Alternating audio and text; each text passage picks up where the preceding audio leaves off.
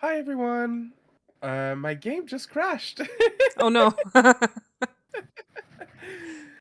I'm Flofloseal. I'm a variety streamer. I go by she, her, or they/her pronouns.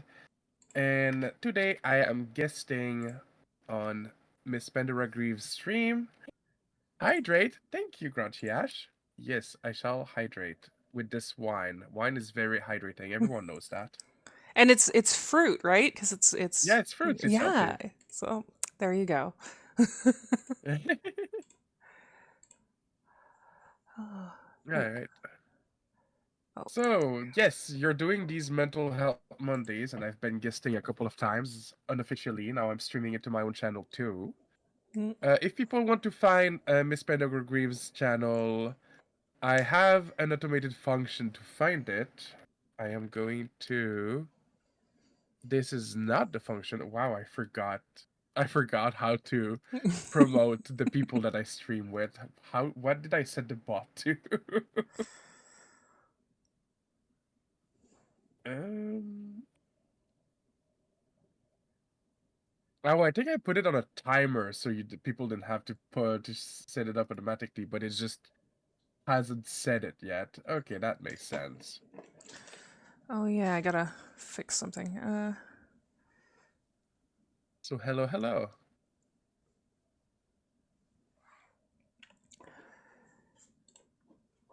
Geez, Stardew Valley is loud. Anyway.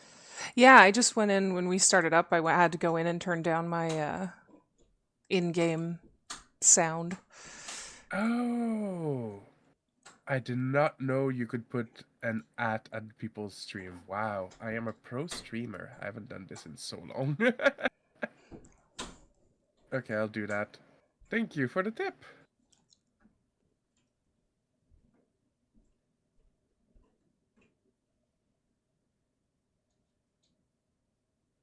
I got to start There doing we go. that Now with people, you too. Um, yeah, now people can find your channel. Excellent. And All oh, right. Well, yeah, we've done a couple of these. I like the concept. It's fun to have mental health Mondays. yeah, Uh, I like the idea of having a day to just talk about mental health and for the different things to do with it. And I've tried doing different things on Mental Health Mondays, and Monday seems like a good day because it's when everyone just exited the weekend and they're starting their work week usually and stuff like that. So it's usually a good time to start addressing some things that might be on people's minds. yeah, I'm just not sure why mental health Mondays is right before Depression Tuesdays. I feel like it should be the other way around. Mm-hmm. So, one of my chatters is saying that it's possible to combine our chats, which would be very fun. Start sharing. Oh yeah, there is a sharing chat option. How do we do that? Oh, okay. Let me see if I can invite you. Share chat is enabled. Invite link. I think you might just have to click this. Or can I just search for someone to invite? Miss Pandora Reeves. I did not know that that Twitch started this. Alright. Now I need to figure out how you can accept it though. Streamed. Wait. Oh, hold on. I think I did this wrong. Uh,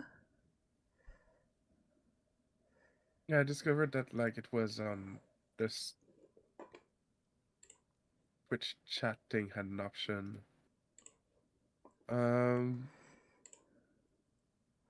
yeah, so I sent you an invitation. I am not sure how you can accept it though. I'm gonna guess it's through Twitch, but yeah, something popped up, but I use my phone that I look at, and it's giving me.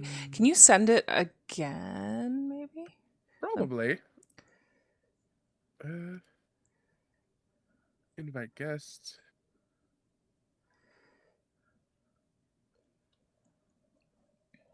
There we go. Send invite. Action already taken. Maybe I can't send it again. oh no.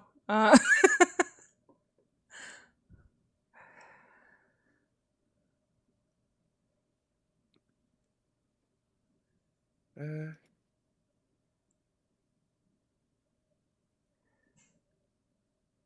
yeah, it says that I've already performed that action, so I'm not sure. Okay, I'll just look it up.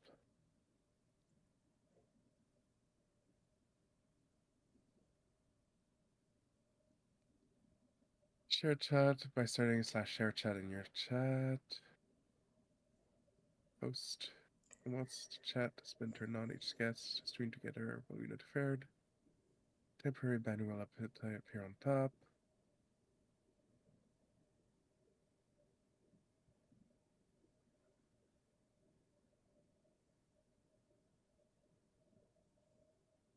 Yeah, I'm just not sure how. All of these are how to host it, but none of this are how to accept it. So, oh, there it is. Okay.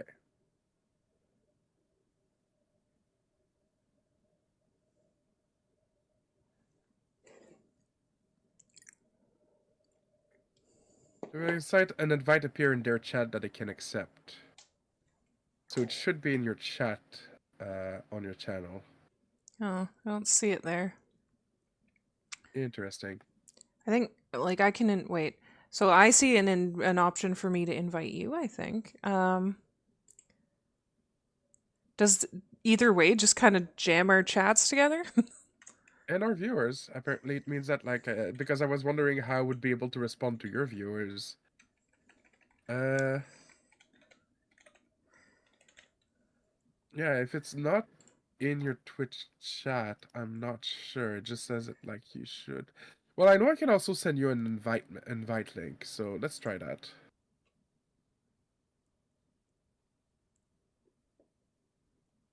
I'll send it to you. Uh, oh, you. I did not know that people could see my overlay in Stardew. Some games like the careful with invite. Oh yeah, that's true because any streamer would be able to use it.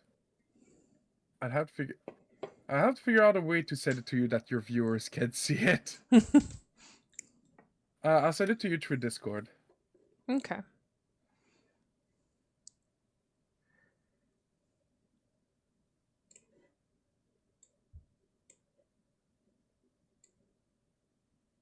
I think it's hit and miss when OBS can pick up like the Steam overlay for something and when it can't. Apparently, it can for Stardew Valley.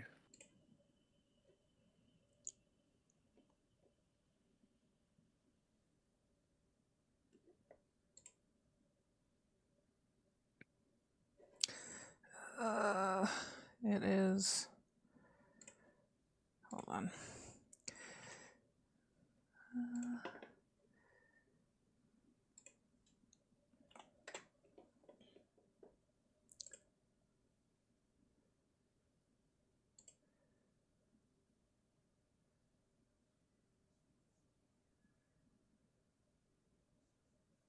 Ah, we have shared chat. Yay! Excellent.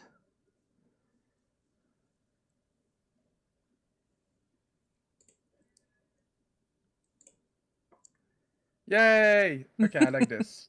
Then I can answer everyone.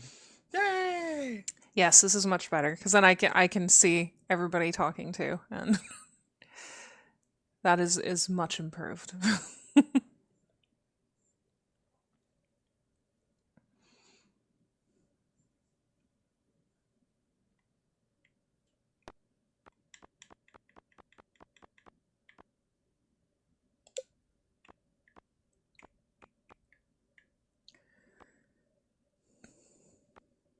Hmm. All right. Well, I'm ready to keep working on our farm. Excellent. So am I. Technically, your farm. Well, part of why I started doing the Stardew Valley for Mental Health Mondays was because I want it to be everybody's farm. That's also Oh, why I that's do nice. the crowd control. That I think if anybody wanted to do it for your character, they'd have to you'd have to set up on your end, but they can still give things that'll help out on the farm. So I have that link Yeah, pinned. Yeah. I keep meaning to look into it, and get very distracted because I have ADHD. It also is kind of like confusing how they have it set up. Because like Okay. I always complain about opening up Stardew Valley because I have to launch Stardew Valley, go into a save and pause, and then open it using crowd control, which then opens and launches another Stardew Valley that I then have to log into and then close the other one. So, and then I can start the session. So it's not perfect, but it can be a lot of fun. I should probably have used that fertilizer. I am silly. It's also very different than what I usually do for fun, which is play Dark Souls. Sorry, for my mental health.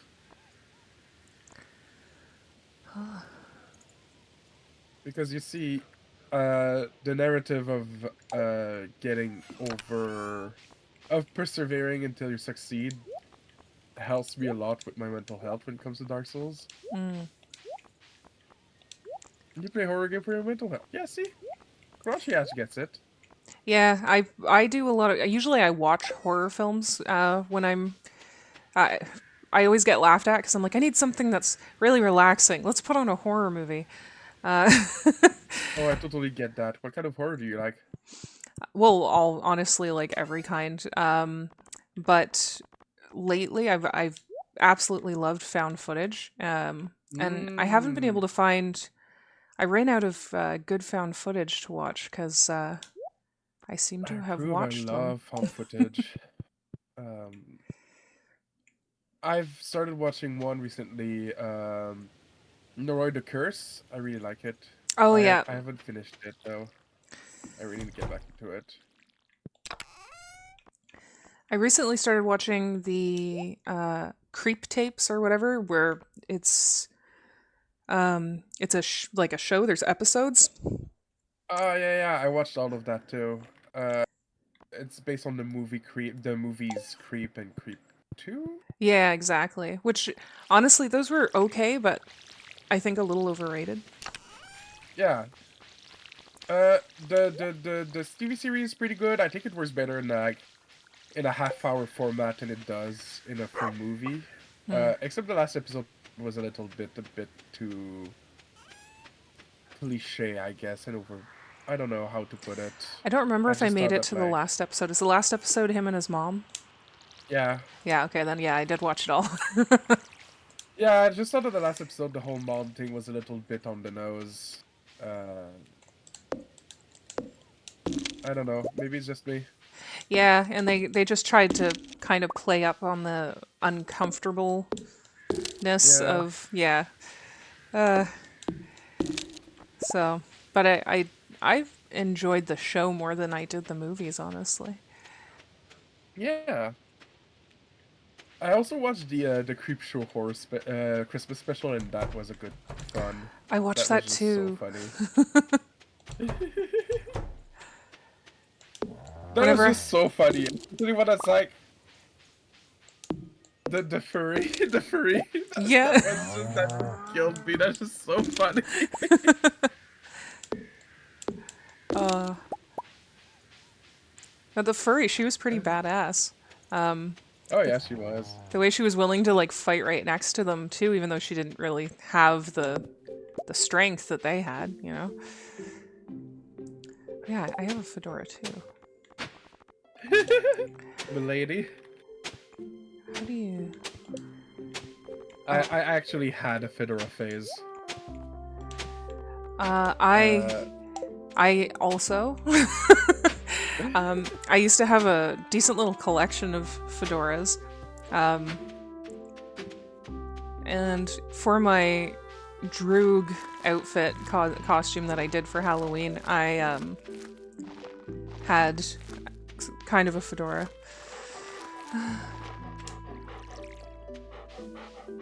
gives me feelings of dread, fears, sadness. Yeah, I agree. That's the reason why I like horror for my mental health too, Grouchy Ash. It's cathartic. Um, yeah, I think for me the Fedora phase was just a way to like deny myself my gender. I was like very much like beard, fedora, traditional men's clothes, things like that, and people told me I look good in it, so I kind of I went with it, but like I never really quite felt it. It Hmm. You do strange things when you're in the closet. Yeah.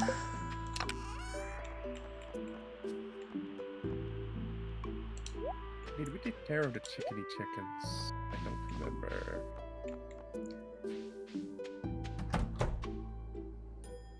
Hello, chickeny chickens. I love them. We have a big egg. Ooh, I think we need that for the community center. We do. Cool. Uh, oops, I didn't mean to put that in there. I'm just kind of running around somewhat aimlessly right now, just emptying my inventory and doing little things until I get back in the groove. Yeah, I get that. Uh, but yeah, for mental health Mondays, I have a rug. Sorry, distracted. I for I mental think we health, both have ADHD, so yeah. So like I keep trying to be on topic, and then I'm like, ooh, fedora, ooh, rug. But mental health Mondays, I used to actually do live streams where I would just talk, mm, and then decided to do some fun gaming that was relaxing for mental health, for a couple of reasons. One being that way it didn't put the pressure on me that I had to sit there and talk the entire time, especially if not many people showed up and there wasn't many people to like talk to about it. And also, I love the idea of like games that are great for mental health. So, mm. Stardew Valley can be, it can also be incredibly stressful. Uh, but that's why we use the crowd control, is because then people can just send money and stuff for the characters in the farm, and then it makes it a lot easier. We should. I should show you Dinkum then. Yes, I don't know what that is, or maybe I do. It's somebody wanted to play wanted to play Animal Crossing on PC, but there's no Animal Crossing on PC, so he made his own, and it's Australian Animal Crossing. Ah, It's very relaxing. It's very fun. I like it a lot. why can't I? I also like No Man's Sky as my chill game, Yeah, but they have spaceships. I had been planning to make some YouTube videos about games that are easy to access and then also are pretty good for mental health. Um, and funny enough, the one game that I put all of my effort into at first uh, recently um, ended because Mm. I spent like a year, and it's the Animal Crossing Pocket Camp. Oh yeah, I heard of that. And I mean, it started again because but now you have to pay for it, and I think the price is going up to like $20 for the game. And the whole point of some of the games that I was choosing was that they're easy to access. So I didn't want to like do an entire YouTube video on games that cost $20 just to play, because the whole point was to do games that you could play for free and maybe spend a little bit to upgrade or whatever, but or are like $10 or $5. Yeah. So yeah, I put all this work into creating content for that video, and then the video wouldn't, like, it would be pointless now. Mm. That's a shame. But I'm still Hey, the planning other on. factor. Hmm? Hey, the other factor, the cooking, gardening, beekeeping loop gets me so grounded. But also, grounded! No, grounded is terrifying. I love it though. Grounded is nice and relaxing until you run into the spiders. You know what game is relaxing and I enjoy playing is Supermarket Simulator, and Yeah, it's you a mentioned that. yeah, it's one that's like $12. I haven't played it a lot recently, but they keep adding updates, and the recent one they added, actually my brain just didn't want to play because of it, but I'm sure it'll be fine once I adjust to it. But but they added like you have to clean up trash that people drop in the store. And I'm like, Mm, I struggle doing that in everyday life. I don't think I can, I can do this in a digital store right now. But it's a lot of fun and it's really kind of relaxing. Like, because I'm someone, and I think you mentioned too, you love sorting. yes. Yeah, so you get to Actually, that's sort. part of the reason I love No Man's Sky. Yeah, so you get to sort stuff and you get to, choose the paint that you want on your walls and Mm, all of that. And as long as you are careful, like when you see people streaming it on like YouTube and stuff like that, they're always panicking and running around and, you know, oh no, I'm out of this item and people are asking for it. But if you actually just stock up before the beginning of the day and make sure everything's set and you can actually just let the whole day run and barely do anything. I usually would spend the day like going out and jumping on top of cars in the street and then just see how the day ended and then do the next day. So that one I've been since, finding really relaxing. since when does that game has a possum? I'm happy I love opossums. I just found a random opossum in the wild. Um, yeah, as far as simulator games go, for me, it's Power Wash Simulator. I just love it. Oh yeah, I haven't Just, played that one, but it looks so soothing to just it really is. yeah. Also, I agree with you, Gracias. Subnautica I do find relaxing, and I'm looking forward to Subnautica 2 releasing in 2025 with co-op. Ooh. Plastic Duck Simulator? Okay, I'm gonna have to look into that. That sounds funny. Oh yeah, I haven't heard of that one. Also, we're on the relaxing end. Viscera Cleanup Detail and Crime Scene Cleaner are two games where you clean up crime, and I'm into it. Just because it's the tiny aspect of it where it's like, oh yeah, half a torso, let's just put that away. Let's wipe off the glove, wipe out the blood and all of that. I don't know. I'm just like, yes, I'm cleaning up after some horrible shit, but I'm still cleaning up. Also, I might sound a little nasally today, chat. I'm so sorry. It's just I'm still a little sick.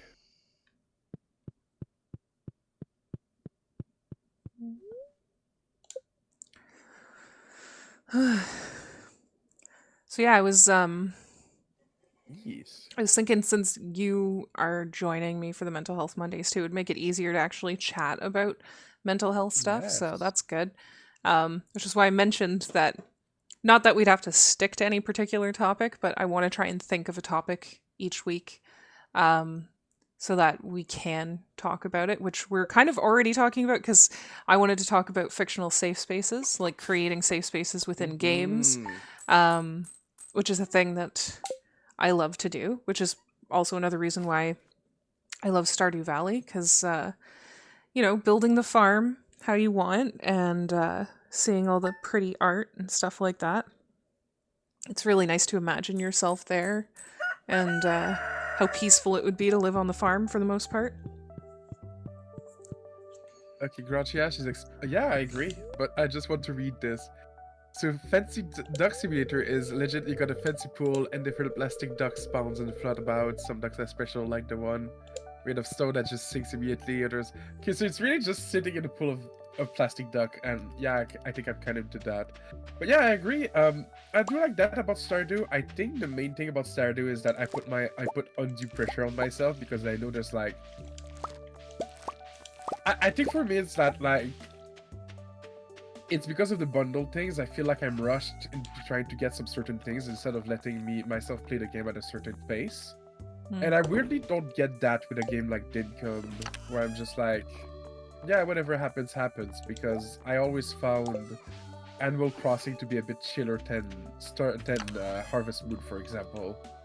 But I think that's just because if you put like a bunch of objectives in front of my face and tell me like a lot of these will not be available until the second year. I'm going to start to panic a little bit and try to figure out how to do everything on the first year. Mm. Uh, but I've learned to chill out a lot about these kind of things over time. Uh, I've realized that I struggle a lot with things like FOMO, and I'm getting therapy to tell myself that it's okay to miss out on some stuff and all of that. I found an eggplant. Eggplant. Eggplant. Yeah, I don't. Games that have timers in general on things, I tend to find too stressful. Um, Yeah.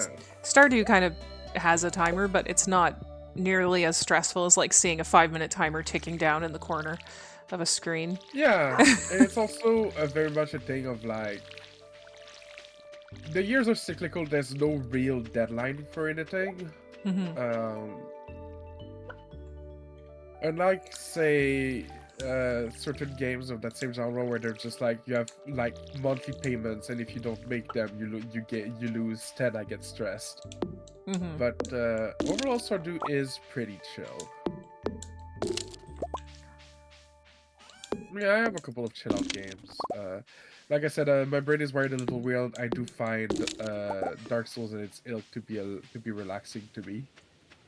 I think it's just because I get into a tempo, like a rhythm, when I get stuck on a bus, and then I can just like let go and get into the rhythm and concentrate on that for a while. I crave focus. You know how it is being ADHD and craving focus from time to time, and Dark Souls is one of those things that allows me to do that. Hmm.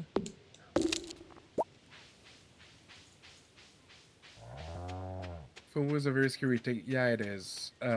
That's part of the reason why I didn't click well with games like Overwatch, even though I love the gameplay. Like, I love playing Overwatch, but the loot boxes, the limited loot boxes events, and all of that.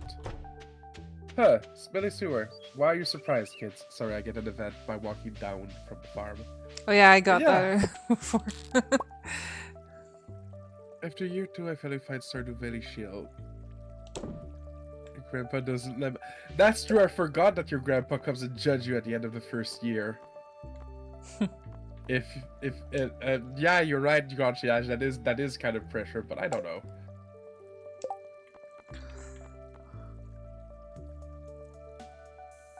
Yeah, little kids.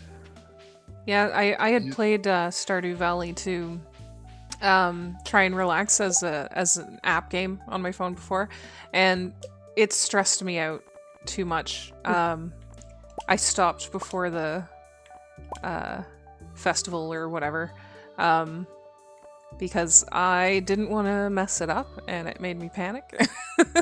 And then I also started to worry because I started seeing people talk about getting like rare drops in the game, and not realizing that they got rare drops and then like selling stuff or whatever. So then I started to worry that I was going to get something really rare and not know that I had something really rare.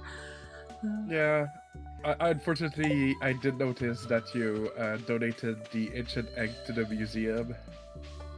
Oh, I was supposed to do Uh, that? well, you can, and it's not a bad thing to do. It's just that, like, if you have an incubator, you can put the egg in there and get little dinosaurs on your farm.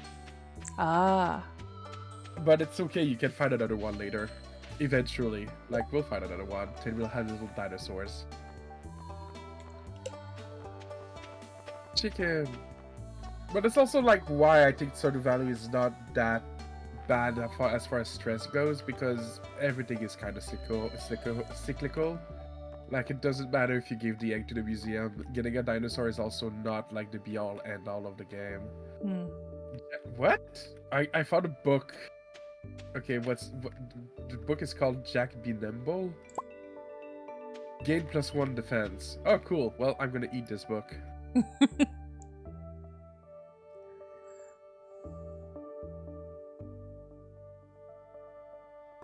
Jeez, my nose feels clogged. It's weird. Yeah, I don't know. I think that's why I like Dinkum. Dinkum is even more relaxed than this. It has that Animal Crossing, like, relaxing aspect to it. But it's also just funny. I like the idea of being like, you can use kangaroo poop to to fertilize your stuff because it's Australian Animal Crossing and there's kangaroos around. Where's is that Demir's house? Oh yeah, there it is. We found some like weird tickets at the festival, so I'm just gonna try them. Yeah, I had. There was a ticket Broccoli that I put in seeds. storage. Uh, Okay. uh, Well, I used my ticket and I got broccoli seeds. I do not know what season broccolis are in. Planted in the fall, 8 days to mature, and continues to. Well, we're already on the 18th, so maybe next year. But cool. Also, eventually, we're gonna get the seed maker, and we can get more broccoli seeds. Hello, Corona Draco. I can see your chat. Haha! Very practical. I love this.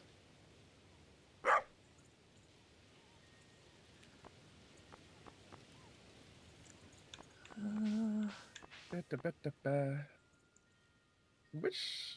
Hmm. It's locked. Why? Oh, I just hit the limit. Yeah, I think one of the few things that I change as far as mod goes is I give myself a little bit more daytime hours in Stardew Valley. yeah, the days kind of That's, go by fast. yeah, we tend to do, but whatever.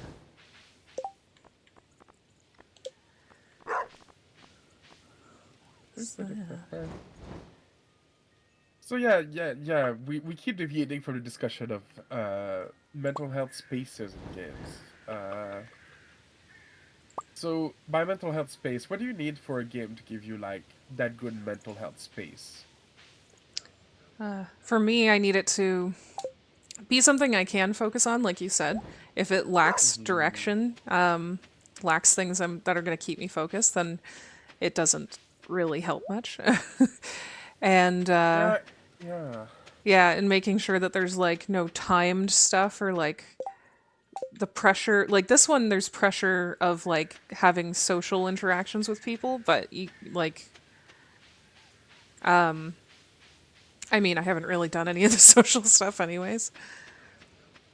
The pressure of social interaction every neurodivergent person understands. But also like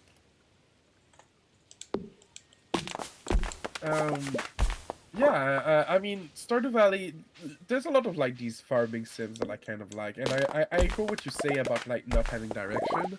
That's why I bounce stuff from Minecraft every time I tried to play it. It's too directionless for me. And it took me years to realize that I actually enjoyed the genre of crafting survival games. I discovered I liked it when I gave other games other than Minecraft a spin, weirdly enough. You would think that, like, if I like the genre, I would love the, like, basically progenitor of the genre, but no, I keep bouncing off, like, Minecraft, and it's not to say that, like, you have bad taste if you like Minecraft, it's just not my thing. I haven't been able But to try Minecraft. I've been interested in it, but it hasn't been a game I've been like rushing to get or anything. yeah, and I mean, it's very much a thing of like, oh, yeah, I should move these. It's very much just the lack of direction. I have a hard time if you give me like a bunch of recipe at the start of a game and no direction to make my own fun. I need to have some kind of objectives. You understand that the point of things like Minecraft is that you set your own objective, and I'm capable of doing that if I feel there's an overall goal. Weirdly enough. Like, we've played a little bit of the forest. We should probably get back to that at some point. But like, you know, abiotic factor happened, and I fucking love abiotic factor. uh, but it's just that like, even abiotic factor, like right now we have an objective of getting to like the second level or something like that. Like, and we've been ignoring it and making our own thing. It's weird that like I need a main objective to ignore so I can make my own fun. Yeah, well, because it helps with making your own fun, right? Because if you have a main objective, then you know that you're working towards that, Mhm. and you can do Yeah. little things that you're like, hey, this is going to benefit Mhm. me later when eventually I Mhm. do the thing that I have to do. So it can help kind of keep that direction and keep the momentum going because you know that eventually you need to work towards that. Yeah, it's also just that like it's especially if there's too many things for me to process at the beginning of a game. I bounced off the forest the first time I tried to play it because the game opens with like a book with so many different things that you can craft at once. I was overwhelmed instantly. Oh yeah, well, I much prefer it when like games drip feed you the recipes that you can make, yeah, which that's Abiotic Factor does. yeah. I Yeah. like that about abiotic. I can speak words. Abiotic, yes. My Thank you. French accent is uh, making me pronounce it in a different way. But uh, yeah, and that's another thing that I liked a lot with Subnautica. Subnautica is the one that opened my eyes to how much I like the genre. Uh, because I love underwater as a setting, and not a lot of game does it. So I decided to just tackle Subnautica, and the way Subnautica does it with the slow drip feed of recipes allowed me to digest it much better. mm. Jeez, my nose was like clear all day, and the moment I start streaming, it's clogged. That seems about right. That's you have about my luck. It's be fine all day, and then when people are going to be listening to you, it starts to go all Yep. wrong. You don't sound that clogged to me, though. No, but I can feel it. Yeah, I need tasks to do. I need a goal to achieve. Yeah, and there is technically a goal in the forest. You're trying to find your kid. You're doing it. It's like it's the Fallout 4 thing of like I need to find my kid. I'm gonna do a million things instead. But at least I know there's an overarching story there. It's just that the book of 1,000 thing I could do right off the bat put me like off the game a little bit because I was like, but what if I play this wrong? Yeah. I also, when I started the forest, I made the mistake. I didn't know how to uh, build a fire and stuff because I swear, and I was streaming. I need to go back and actually watch it to like make sure that I wasn't crazy. But when you flip to the beginning of the book, it tells you that the first thing you do is build a fire or whatever. But I swear, when I first opened the book, it opened it in a random page in the middle of some like cabin or whatever to build, and instead of opening it at the beginning where it was saying like, hey, you have to do a fire and build this first shelter and stuff so that you can save. So like the first day I was running around and just like eating poison berries and didn't know how to Wait, there's properly do it. there's a bookseller in town. I want to check that. Oh, we need a pumpkin. I have one. I don't remember who Caroline is the wife at the store. Yeah, I agree. I was a little lost. The forest does not really ease you into its game very well, which fine enough. Uh, a lot of crafting games start that way. It's just some games are better about like easing you into that like spontaneity of game than others.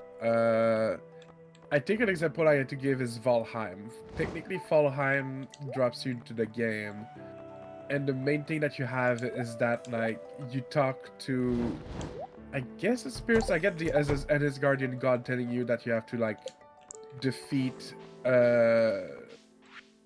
some.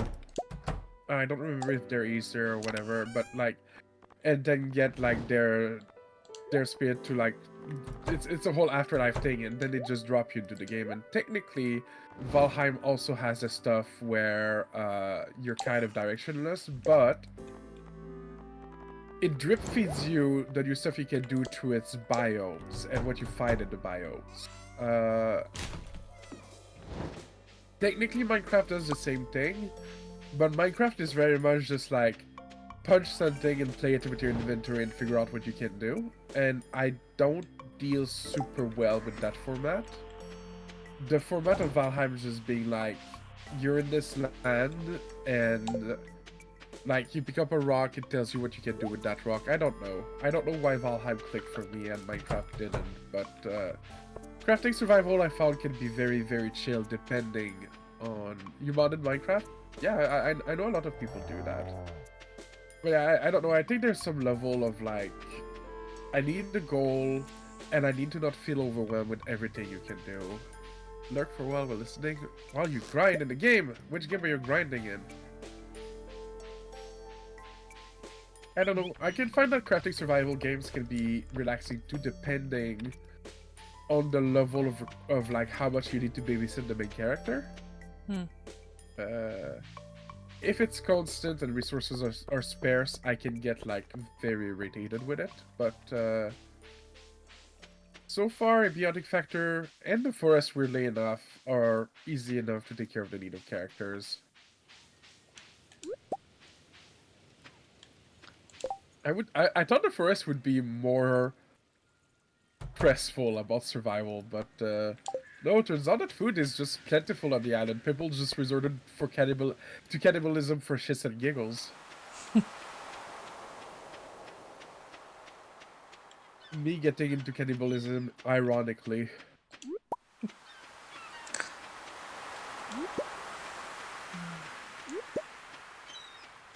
Yeah, when eventually I start getting YouTube videos up about mental health games and stuff, I wanted to do kind of a rating system that took several things into consideration, which included the fact that you know, there's things that people don't consider, might not consider rather, when they're thinking about how a game could be a safe space for someone. And one thing would be fishing. And for me, fishing I don't mind in games, but as a vegan, the fact that a lot of games force you to have to, and yes, it's in-game animals, but like they force you to have to exploit animals or do things like Mm-hmm. fishing, which is, you know, in the view of a vegan, animal abuse.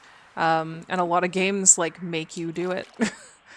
And so that would lower a game's rating, like overall rating. So I wanted to be able to rate games and mention like, hey, there's fishing in this game, or maybe the fishing isn't necessary to complete the game, but it exists, or whatever, so that people know all of the little triggers.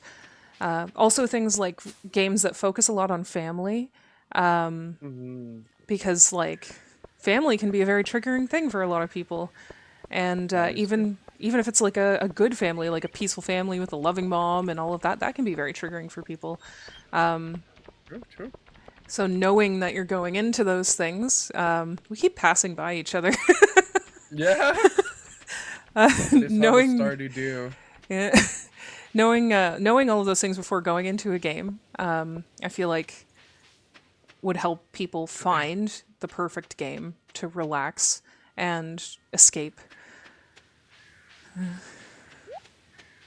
See, I am also a vegan, but the fishing thing doesn't bothers me as much because I think we talked about it. My whole thing with veganism is more of a spiritual thing where if I'm going to eat an animal, I have to kill it myself and clean it myself to like honor its sacrifice and its spirit and things like that. Which I can't really do. I live in a city, so I eat vegetables and fruits instead. Mm. Uh, but if I fish it myself in a game, you know, I'm fine with it. Uh, I love fishing in real life. Like I'm a really good fish person. Fish person makes me sound like a mermaid. I'm just trying to find a gender neutral term for someone who fishes. But I understand what you're saying. That like for people who don't eat meat or for people who like feel stressed about these kind of things, that's a good thing to consider. So yeah, yeah. I get that. That's good. I like that you're doing this, but I am also wondering what would be your unit. So games like Metopia wouldn't be a good game for vegans. It depends on what you do with the fish too, right? Like consider how like in Animal Crossing you fish, but the only thing you can do with the fish is give them to a museum. Yeah. Um, Yeah. it seems fishing in general. I use that as an example because pretty much every game has a fishing mechanic. I'm obsessed with Elder Scrolls Online, or really Hmm. any Elder Scrolls game, and there's fishing in that, and I love doing the fishing and stuff.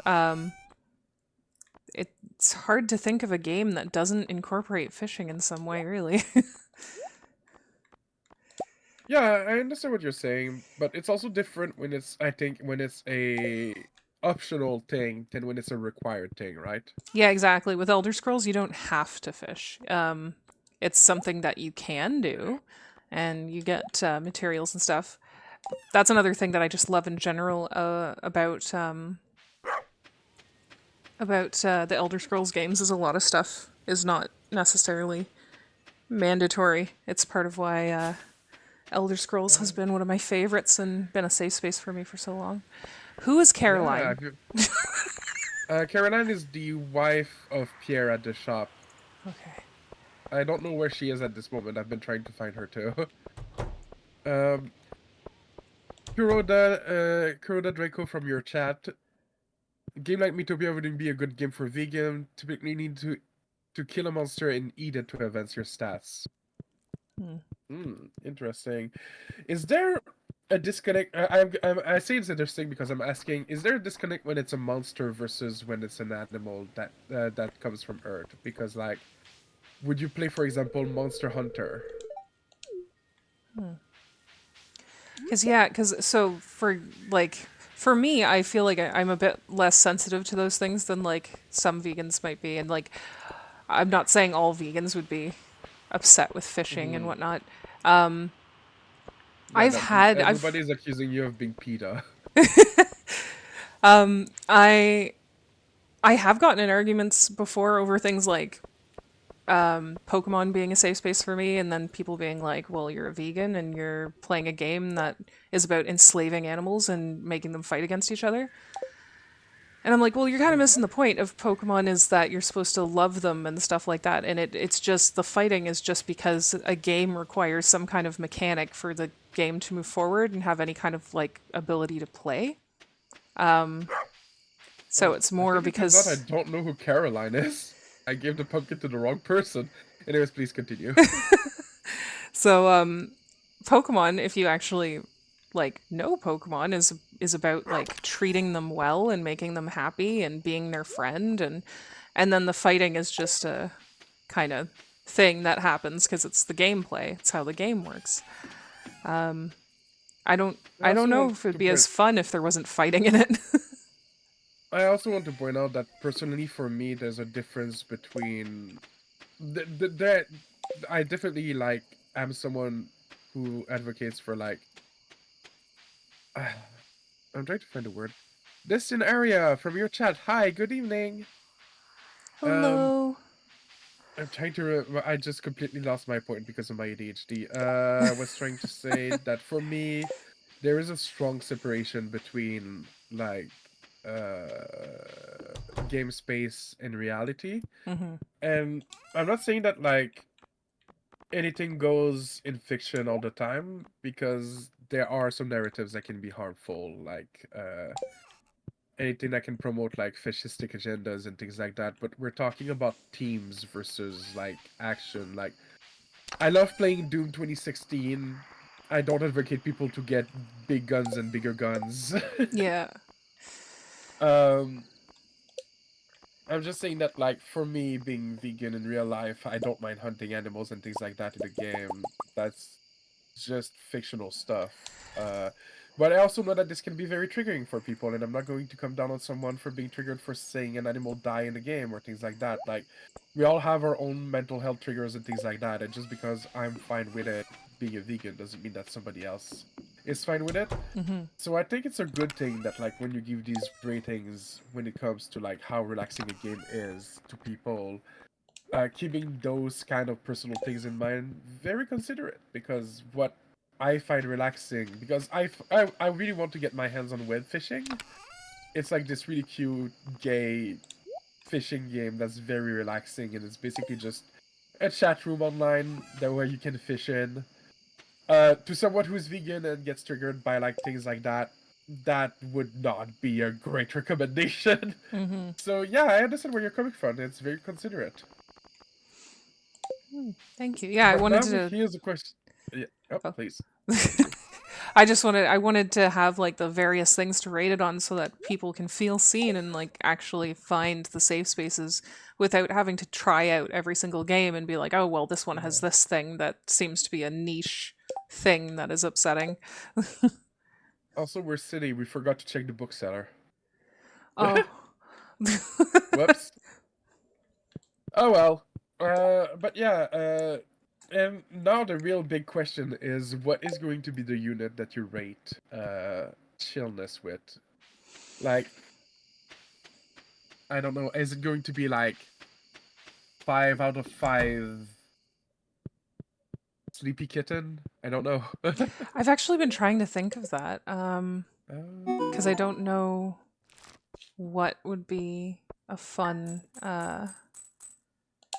or appropriate like thing to use for the ratings. you should give a different award every game.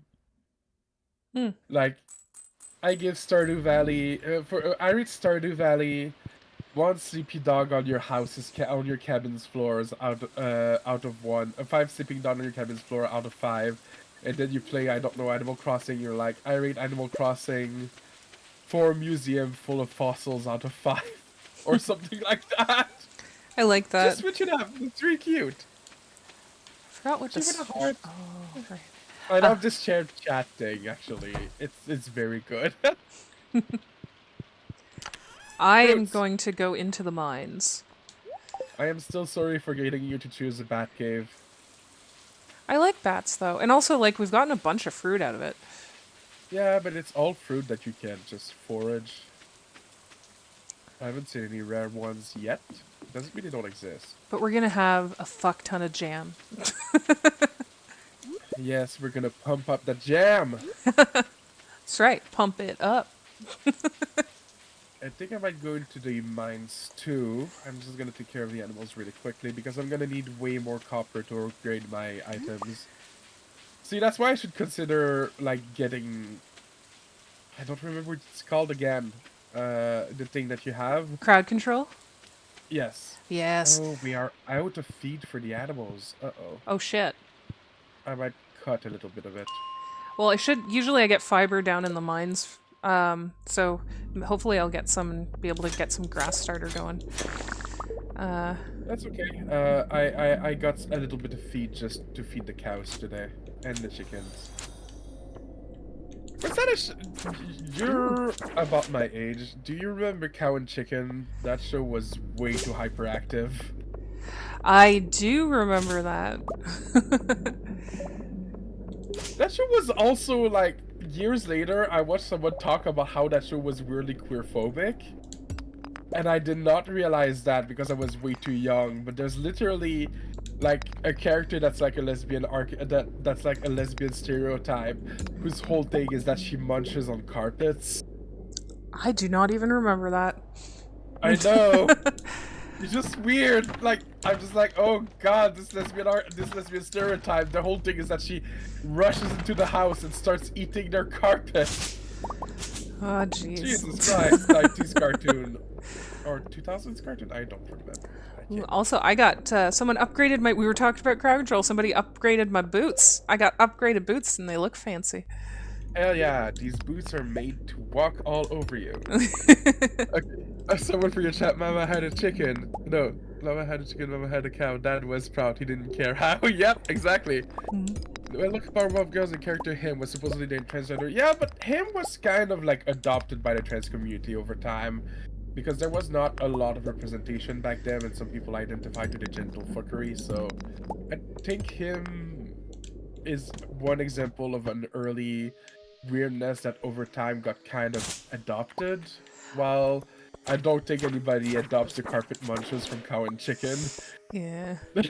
Speaking of him, I saw a drag king that I follow on Instagram did a like a crossover costume of him and Gene Simmons from Kiss with the with the makeup. Oh, yeah, we need the crossover of him and Karlak.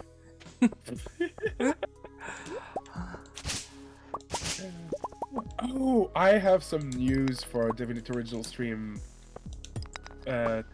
Original Cinti stream, but I'm going to tell you the juicy lore that I've gotten from playing the first Divinity game once we get there. Once we do it on the Wednesday. Okay. It turns because Divinity Original Sin is a prequel to Divine Divinity, but there's some stuff that I found in Divine Divinity that crosses over with it. It's some very minor stuff, like you don't need to play Divine Divinity to catch it, but like I was playing it and be like, oh, that character shows up. Okay.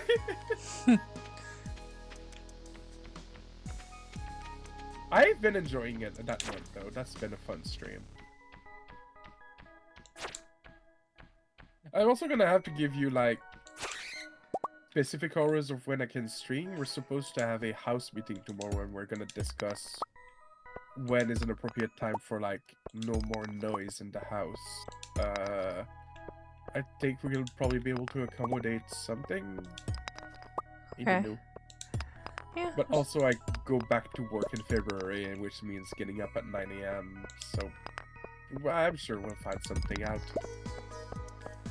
We'll figure out what works. Yeah. I love Powerpuff Girls though. I saw a video at some point where there's some people who don't really know like these kind of things are just like Powerpuff Girls, you know, it's for girls, like whatever. And somebody made a thing that was like, would you rather fight Batman once a year for 10 years or the Powerpuff Girls every day for a year? And people are just like, and somebody answered like, well, I saw the Powerpuff Girl once break into jail to beat the shit out of Mojo Jojo and I don't want to mess with that heat. And also somebody pointed out being like, do I want to fight a normal guy who's kind of rich once, like a total of 10 times? Or do I want to find 3 girls who basically all have the same power level as Superman every day of my life? Yeah, that's the thing, is they're super, super strong. They would, yeah, like Kuro the Dragon Draco says, yes, the girl would decimate you. They are very powerful, but like, I think the person who made that meme was just like, oh, Powerpuff Girls, it's for girls, you know, they're probably just like little girls. It's like, no, they're dangerous. The victims are twitching with teeth knocked out. I mean, have you ever seen the way that they beat Mojo Jojo and always break his head dome to expose his brain? Yep. Yep. There's one episode of Powerpuff Girl that remains with me because it's so funny to me. It's one where there's like a mime infecting the world, okay? The mime got hit by like some chemical of some sort that... No, it was a clown that turned it into a mime, and it would go around draining the colors out of everything, and by draining the colors, it would also drain people's like will to live, and they would just like everything would turn black and white, and nobody would be able to do anything. They would just stay in place depressed, and like Buttercup and Blossom got hit by that, and Bubbles tried to fix them by like painting, drawing on them with her crayons, and it doesn't work. And the way that she saves them is by putting on a show where she starts playing music, and the music brings the color back to her sisters, which brings the colors back to the world. And then the clown, the mime gets zapped and goes back to being a clown.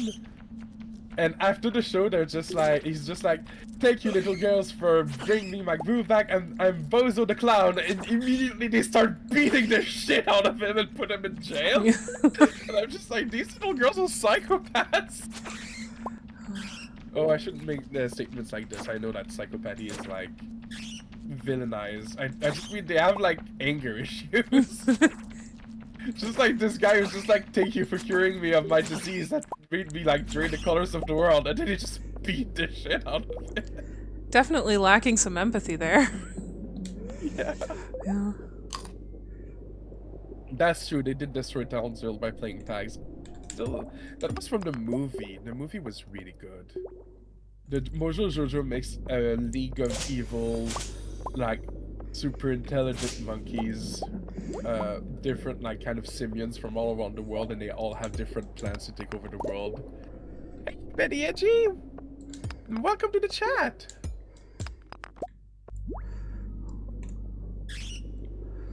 I am talking a lot, by the way. I'm so sorry. I realize that you've given me some cues to respond to you, and I've been like focused on bats trying to kill me and then not responding. That's going to kill you. So you've chosen to fight Batman once a year for 10 years, then. Yeah.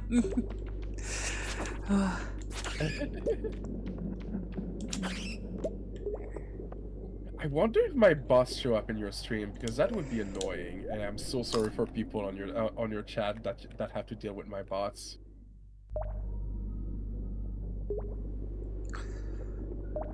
I think they do. Oh no! It's not a big deal. Thank you for the for the hydrate. That's important.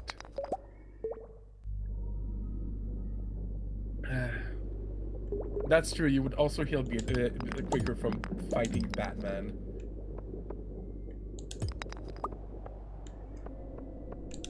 Whoops. He does. Yeah. It's really funny that whole thing about like Batman doesn't kill. No, it just leaves them with like disabilities for life. Right?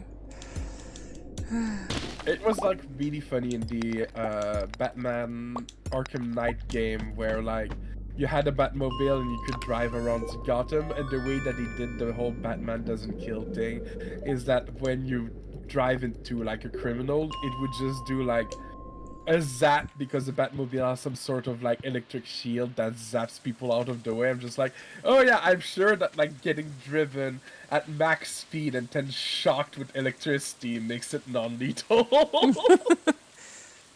Yeah, there's a lot of things like Batman does where it's like he's like, yeah, I'm non-lethal, shove someone off a building because he didn't kill the guy, the ground did. Like, Oh my god. And now DC has released a new imprint. That's kind of like the equivalent of the Ultimate Universe from Marvel when Marvel had that. It's called the Absolute Universe, and it's like different takes. And Absolute Batman, I think the whole thing is that he's not a billionaire anymore. He's like a working engineer who's very smart and learned different skills from being kind of an engineer and a worker, a construction worker, and he's learned different disciples, and instead of having one bat cave, he just has different installations around the cities, around construction sites. It's interesting, but also they made him like built, like absolutely fucking built. And I like to joke that Absolute Batman is like that because he's an absolute unit. The Bat of Critical broke the fall Batman probably. Oh no. Wait, wasn't it like the in the edgy Snyder movies where like Batman would put a mark on criminals so they get killed in jail? Like that, yeah. That feels like Batman, right? He's pro inmates killing each other in jail. It also never really, I also never understood why criminals would want to do something that Batman wants them to do. yeah, really though. You'd think they'd like Those, band together, you know, yeah. solidarity and such. You think anybody who's branded by Batman would be like a hero? Yeah. Those movies were not my cup of teas. I'm just gonna say that. I didn't see them. I One of my friends told me that I needed to watch them at least because Snyder has a good eye for action, but it's hard for me to care about good action if I don't care about the stakes or the characters part of the action. Um, and I very much did not with those movies.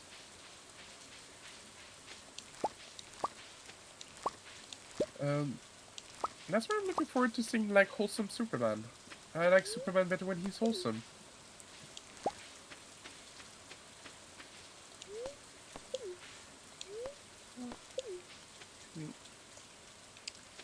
Um, Uh, I think for me, I grew up with like the Justice League cartoons, and I love the Justice League cartoon a lot.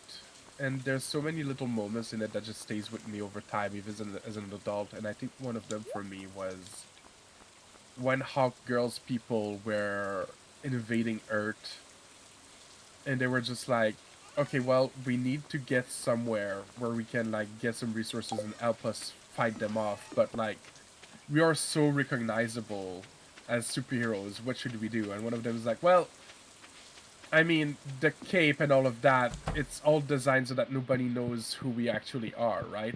We can just remove them and they wouldn't know who we are and we'd be able to walk as just civilians. And they're like, yeah, but that would mean knowing each other's secret identities. Are we ready for this? And Batman just sighs and goes, Clark Kent, Wally West, Diana Troy, removes his cowl, Bruce Wayne. Let's go now. Diana Prince, I mean, just like outing everyone, and it's like, Batman, you can't do that. Uh,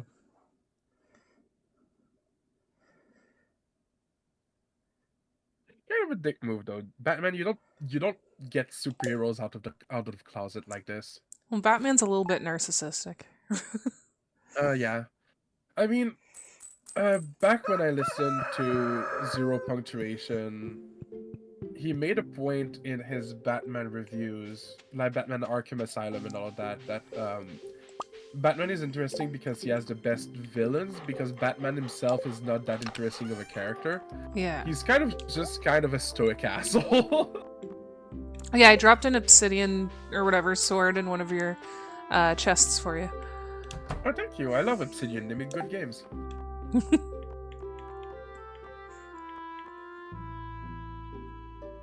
Hello, Willie. Just dropping into my farm to tell me to fish. That's not a weird thing at all. All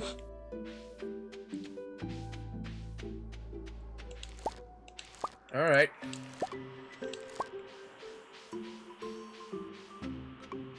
Okay.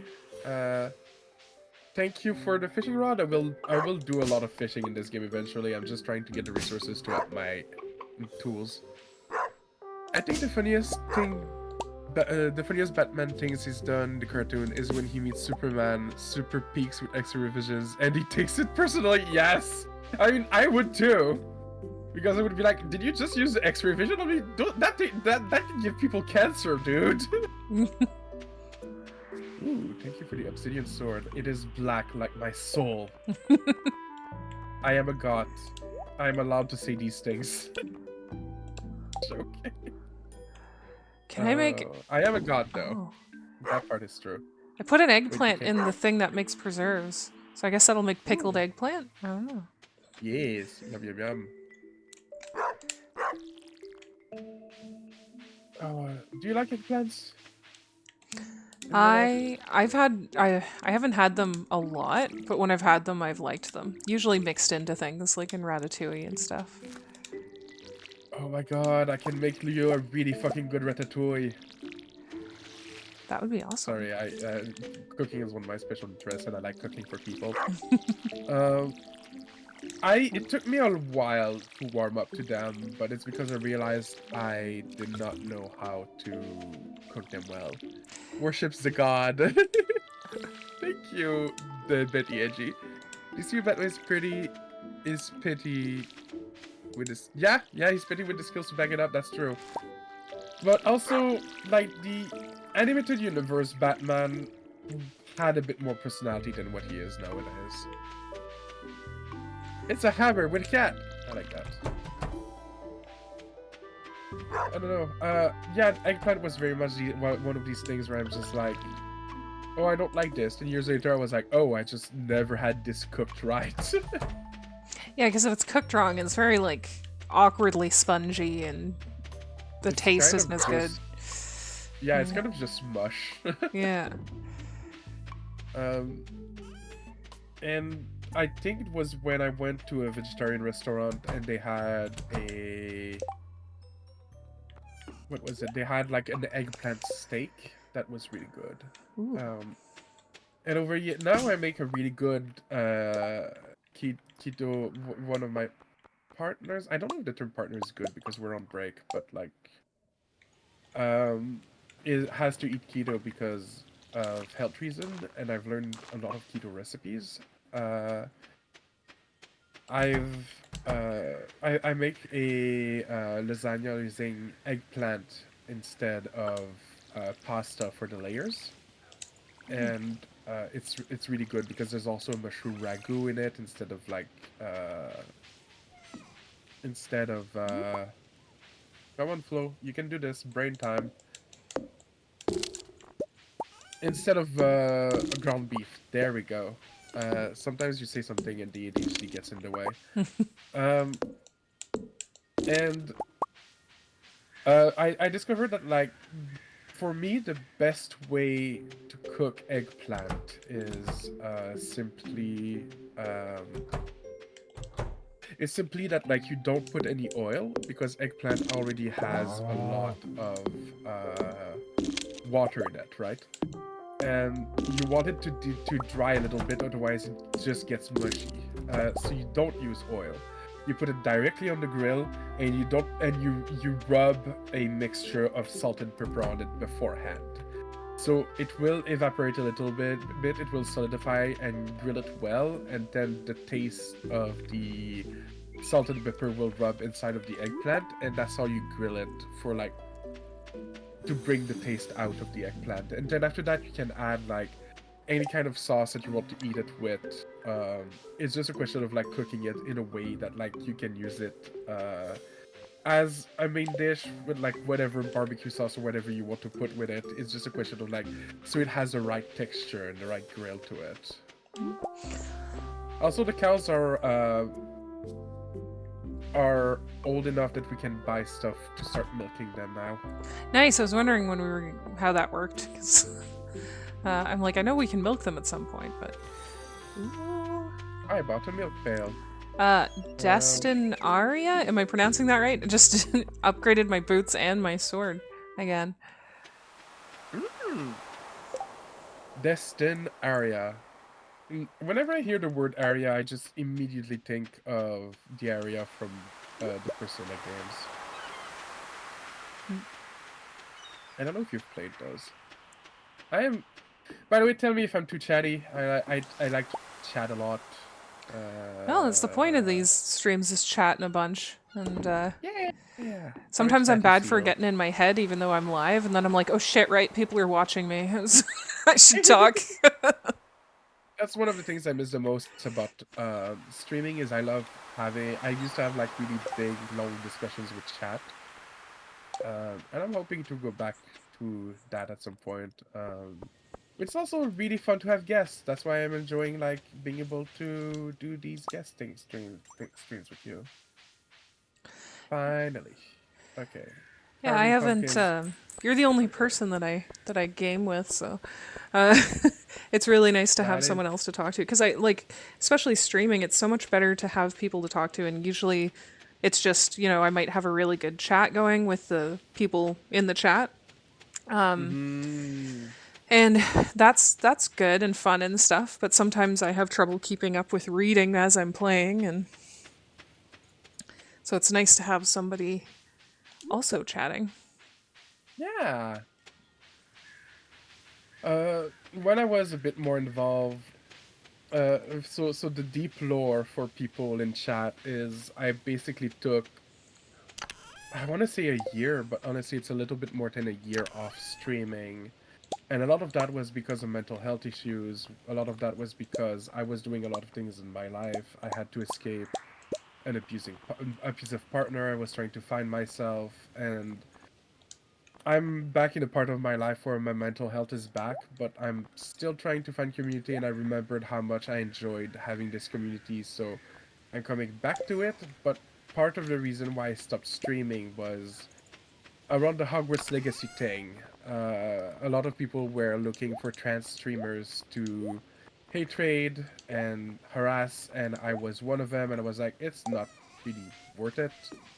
Like my chats were relatively safe. Like for people who are long-time viewers, you probably didn't notice because I had some really good auto mods that blocked a lot of different terms and some auto bans. But like I had to block so many like really bad messages, and I was always kind of afraid that eventually I would get the attention of the fruit farm. If you know, you know. Hmm. Because it's not the big streamers that are in danger for when these kind of things happen. It's always the small ones that can't really defend themselves. They don't have like the support network and things like that. And I was just like, nah, I don't want that heat, and I just stopped. Um, but hey, it passed. Hmm. Yeah, Pandora is very chill. I know it said Madam Pandora, but I read like Padam Mandora, and I was like very confused. And thank you. I love hearing that it's that I bring that kind of calm, safe feeling to people. That's one thing I love doing is making sure people feel safe and relaxed.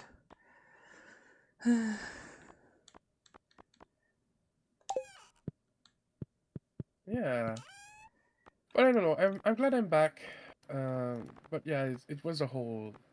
This stream has been cozy. This stream is very cozy. Bark, bark. I'm torn between right now between getting a new model for my stream. I like the seal, but I would love to have one of my little Medusa girl. Yes, it's so around the world. Safe people are so treasured. Oh, that is true. Um. Oh, pumpkin suit, blueberry spinner. Um. Okay.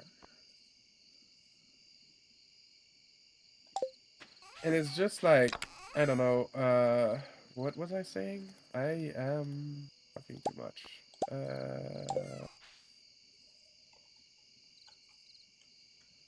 How to use mirrors of face? Whatever. Um, boop, boop, boop, boop. You've been boop, boop, boop. Somebody redeemed a boop on my channel. That's what happens when somebody gets booped. Don't remember what I was going to say. I'm just gonna drop it. Sometimes that happens. You'll Um, remember or forget that you forgot. yeah. Buh, buh, buh. So yeah, I'm happy to be back. I'm happy to be streaming again. I'm gonna try to keep to a regular schedule, but I'm not. Uh, I'm not going to force myself if I don't want to. When my mental health is not ready or my physical health, like I wanted to have a stream this Friday, but I'm dealing with a really, really bad bout of COVID because people don't mask in the hospital. Oh my god. Um, You'd think of all places that's where they would be concerned about other people's health, but apparently well, not. I mean, the staff does, but I didn't get sick from the staff, I think. There were a lot of people coughing their lungs out around me, and I was like, yep, I'm gonna get sick. But also, if I wasn't there, I could have died. So, Hmm. what am I going to do?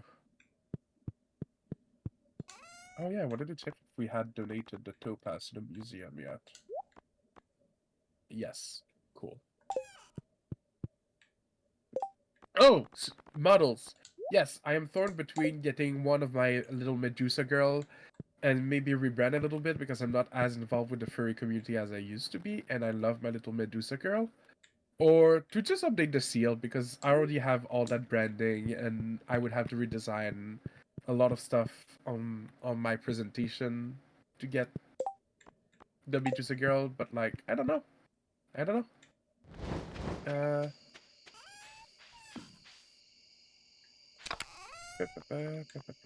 wanna put a chest somewhere. There we go. That's good. And I don't know, I haven't decided yet. It costs money to update models and get a more elaborate one. It also costs money to get a new one. I'm not gonna do that until I get back to work proper. We'll see. I eventually want to actually do some. I when I first streamed this year, because I had done some streams before, kind of testing it out a couple years ago, but didn't Hmm. have the ability to really get into it. And then this year when I started doing it, the first few I had my camera on. Hmm. But I haven't had it on for a couple reasons. Um, One being that like I like to be a gremlin wrapped in blankets and Hmm. you know I still brush my hair and everything like that, but like definitely don't look very good and want to look a little better when I'm on camera, a little more presentable, but also because I don't have a proper computer desk or computer chair. So it's actually painful for me to sit in that chair, and the camera, no matter what camera angle I try to do, it makes me look awkward because I'm sitting in an awkward position because I'm not at a desk and I'm not in a proper chair. So I'm waiting until I Hmm. get those sorted out, and then I'll be able to have the camera on. But then another problem I have is I'm like, I don't want my face obstructing the game because when I had the camera on, I'd realize after the stream that, oh well, my face was completely over top of an important Hmm. barb that people needed to see or whatever, um, which was really annoying. Yeah, I think part of the reason why I have a VTuber avatar is because, like I said, I was way more involved in the furry fandom before. But also, people misgender me less with this VTuber avatar. Mm. It sucks.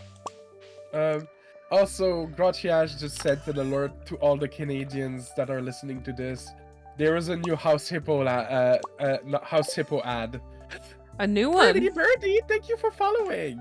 Yes, a new House Hippo. It's about being wary of AI generated content, apparently. Huh. Huh. That's a good use for the house hippo. Uh, The House Hippo is a national treasure. it's true. The best part of the house hippo is that Americans and stuff get really confused when you talk about it.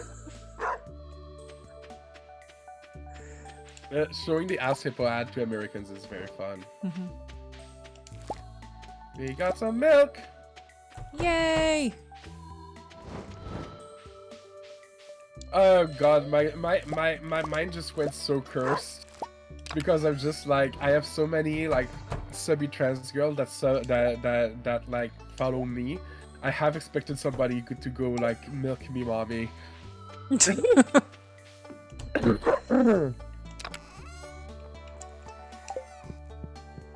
I Benny is just like me, and Pearly just went milk me, mommy. Oh no! What have I brought to myself? Oh no! Yeah, I should have seen that coming. Also, hi, Pearly! But yeah, I hear what you say about, like, face cam is one thing. I don't know. I've never been... I think I just like the technology of VTubing avatar so much that, like, I love my little seal. Oat milk butter! Oh my god. Oh, what time is it? Oh, it's nearly 11. I should be careful. I don't want to be too loud either. I also like the mother part of that, the oat milk me mother instead of mommy. Hello, mother. Please oat milk me, mother. Yeah, I've actually been surprised. Well, I want to mention one thing before I forget. The video, too, I kind of wanted because I do make lots of faces, like I currently am, Mm. while I'm gaming, and I actually think it would be quite entertaining for people to witness that because I have no ability to hide my feelings behind my face. My face very Good. much shows what I'm thinking. Good. People shouldn't be ashamed to show their feelings. Yeah, and so I actually think it can be very entertaining because while I'm playing a game, I've been told I make some pretty hilarious faces and gestures. So I do want to incorporate that more for entertainment. And now I forgot the original thing I was going to say because, you know. Yeah, because of all the people asking me to milk them. Oh, actually, that's Um, I was going to bring up. I'm actually surprised because, you know, I am a pro dom and I do advertise on all of my platforms, including like FET and stuff like that. So people come over from the kink community, and I'm really proud of everyone for not being creepy about it because I was not looking forward to having to have people come into my chat and say, like, start talking to me like a kink dispenser and stuff like that. nah. And instead of just like coming here for the purpose of this stream, because that's something I also in general have been encountering with Mm, like my mental health Mondays is I'll want to do a mental health Monday stream and then I get people popping in and asking me to do kink stuff with them, and it's like, well, this entire stream it's advertised as mental health, so no, that's not what this is for. So the my but kink is healthy boundaries. yeah. So I'm proud of everybody for treating this stream. It hasn't been anyone from like Fed or anything like that that has tried to do that on any of my other streams, but I've tried streaming on other platforms where I'm just talking about mental health, and I've gotten some people reacting that way and being Yeah, gross. But I am so hard to tend that, Madame Pandora. I have more aw. respect for you than that, Madame Pandora. Okay, yeah. Depending on where the comma is, it could be insulting to me or not. And thank you. Am I pronouncing that right? Destin Aria? Please tell me That's if I really am. It's- okay. No, it would be insulting to you. See, depending on where the comma is, it could be I have more respect for you than that, Madame Pandora, or it could be I have more respect for you than that, Madame Pandora. You know? yeah. That's why I was a little confused. So take a second to process if it's like, wait, is this meant to be an insult to somebody? Is Yeah, but the thing about the Milk Me Money is I invited it by making a little joke about it. My chat is definitely respectful of my boundaries for stuff like this. Oh yeah, like you brought it up, so it was fair game. And I've done that a It was few also times too, where funny. I've brought up stuff where I've mentioned something or like made a joke about some dialogue that sounded kind of kinky in a game. And that's Yeah. perfectly fine. But then the people who like show up and like treat the chat as if it's some kind of space for them to like try and get Yeah, kinky like fun out of me is not appropriate. yeah, I did it because it was funny. I put fun on it for me. Like it's not an invitation for people to be gross, and it's very clear. And nobody was gross. Like it was a good timing for the joke. Um, and sometimes I can be a little risque. I'm not a pro dom, I'm an amateur dom. But it's like that when that one guy who took over Popeye, very very wholesome guy, like an ally and things like that. And somebody asked Popeye, "What are your pronouns?" And Popeye's like, "I ain't got no pronouns. I only got amateur nouns." And that was pretty funny. But yeah, I'm not a pro dom, I'm an amateur dom. But sometimes like I can get a little kinky in chat depending on like stuff in games or the discussion going on because I'm very open about like talking I see about you're living the boundaries raccoon and life sex. out here, Yeah. going through And I mean, I, garbage. I like to have healthy discussion about sex and kinks. So sometimes my chat gets a little spicy, but it's when you talk about boundaries or things like that. But I also have some redeem in my chat that are a little bit risque, but those are just like redeems. I put them there myself, and it's just praise stuff. Like somebody can do a redeem so that I can call them a good girl or something like that. That's it. Yeah, and that's good stuff. And that's not necessarily the like and talking about kink. Like I talk about kink all the time with people. To talk Yeah, about healthy kink and boundaries and safe words and all of that stuff. And ooh, sorry, yeah. somebody So somebody upgraded my fishing rod. Let's try that out.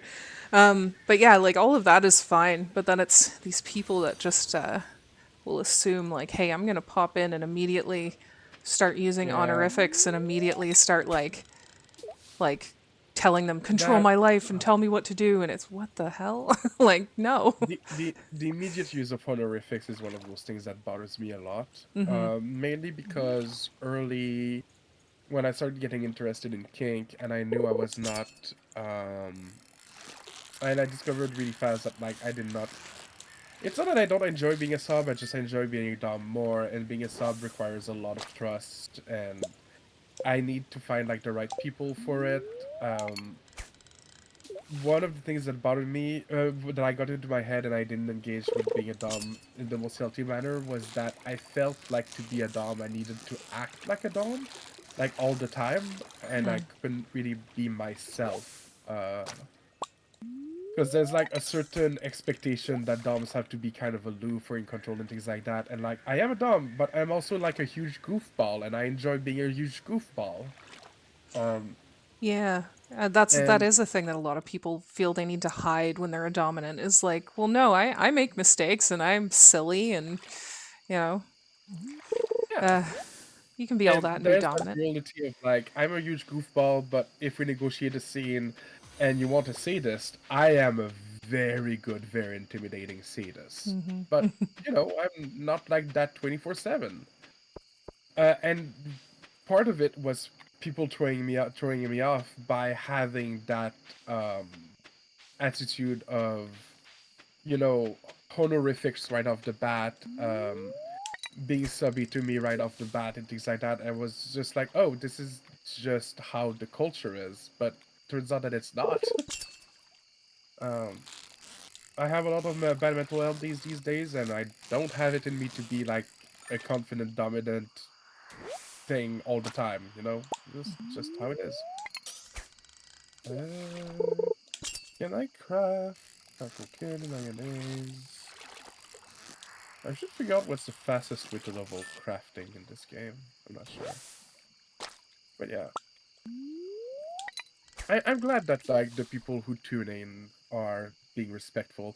Also, to the person who says primal dumb but just have a lot of respect for people boundaries, that's good. That's the attitude to have. I also love primal doming though. Oh god, I miss that. Yeah, what's going on? I'm not active in the kink places. I'm only kinky with people I consider friends. Feels kind of weird otherwise. Yeah. Loose polygon, alien and farm. Good reference. I didn't choose the name of the farm, but I did think it was funny. Yeah, The I farm. chose that when I started the farm a little bit ago because I was left alone to make my own choices. You made your choice. It is Alien and Farm forever.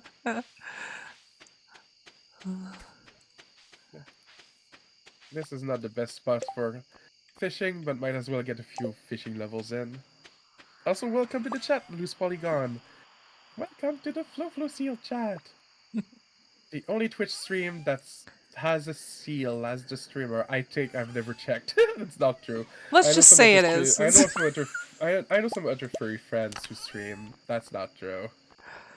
Who are seals? There's Tato seal. There's Garpo seal. There's a lot of seals. Well, you're I the did make a only. joke a while back that I should get all of my seal streamer friends and we should form a group called the Seal Team 6. But we didn't get enough seal streamers. We were stuck at 5. Oh,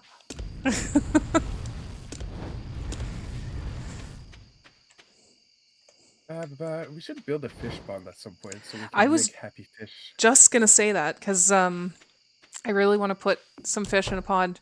I think maybe I'll do that in the next in-game Well, in day the here. spring we can talk about like maybe. And I don't want. I thought about maybe like talking about like organizing the farm a little bit. Yeah. I don't want to take control over your farm. I just want to make sure that we have like space for every building and also a place that's designated to grow crops and such. Mm-hmm. It's a little bit chaotic at the moment, and I don't mind the chaos, but my brain is screaming at me. Uh, I'm sorry. I don't want to come off as overbearing. I just have a very I think it's my part of like being on the spectrum where I'm just like I like delimitation and like dedicated space for stuff. Oh yeah, no, I'm the same, but it's only like this because my chaotic planting trying to get the farm started with what I Mm. had. Um, and then just trying to place things where I could get things to go uh, for now. Well, winter is coming, and during the winter, we'll be able to move some buildings around and talk about stuff like that. Mm. Yeah, we could have called it Seal Team 5, but the joke is not as fun, and honestly, I don't even know if they stream anymore. Aha! I have the dog again tonight, I win.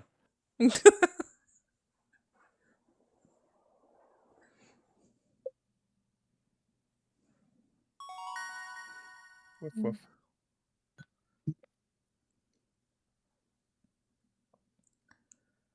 Hydration is good. Oh, I should have some water. So I had a tea this morning, because it's good for when I'm sick. I just mix in like lemon and ginger tea, and one for the throat, and a little bit of honey.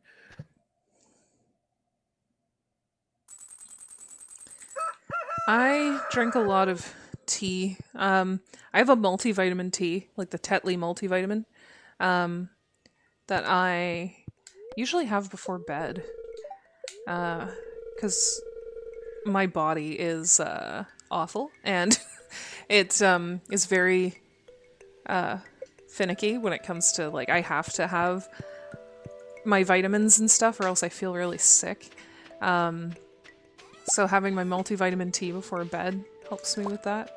And then, peppermint tea for when I feel nauseous, and chamomile tea to also help with sleeping. Yeah. And then I love Earl Grey tea just for the caffeine if I'm not having coffee.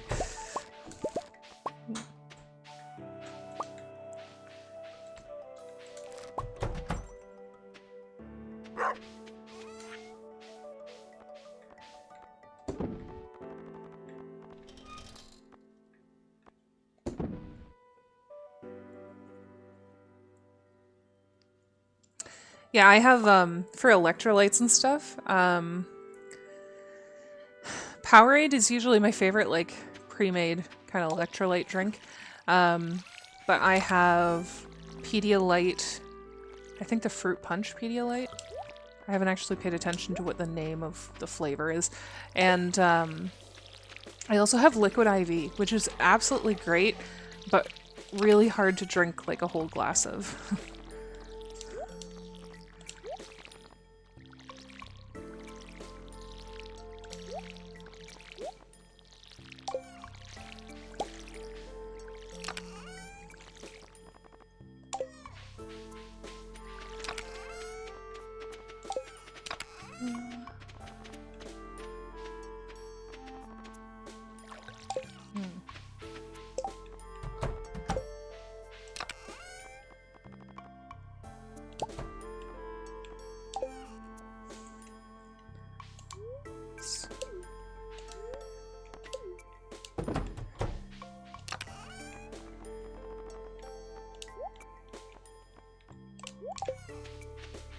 I should give water to the puppy. Water the puppy.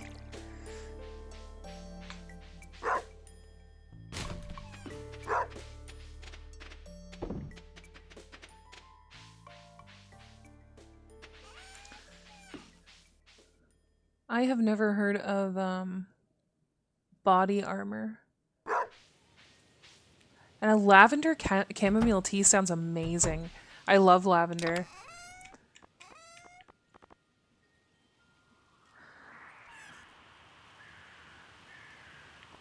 Are you still alive, Flo?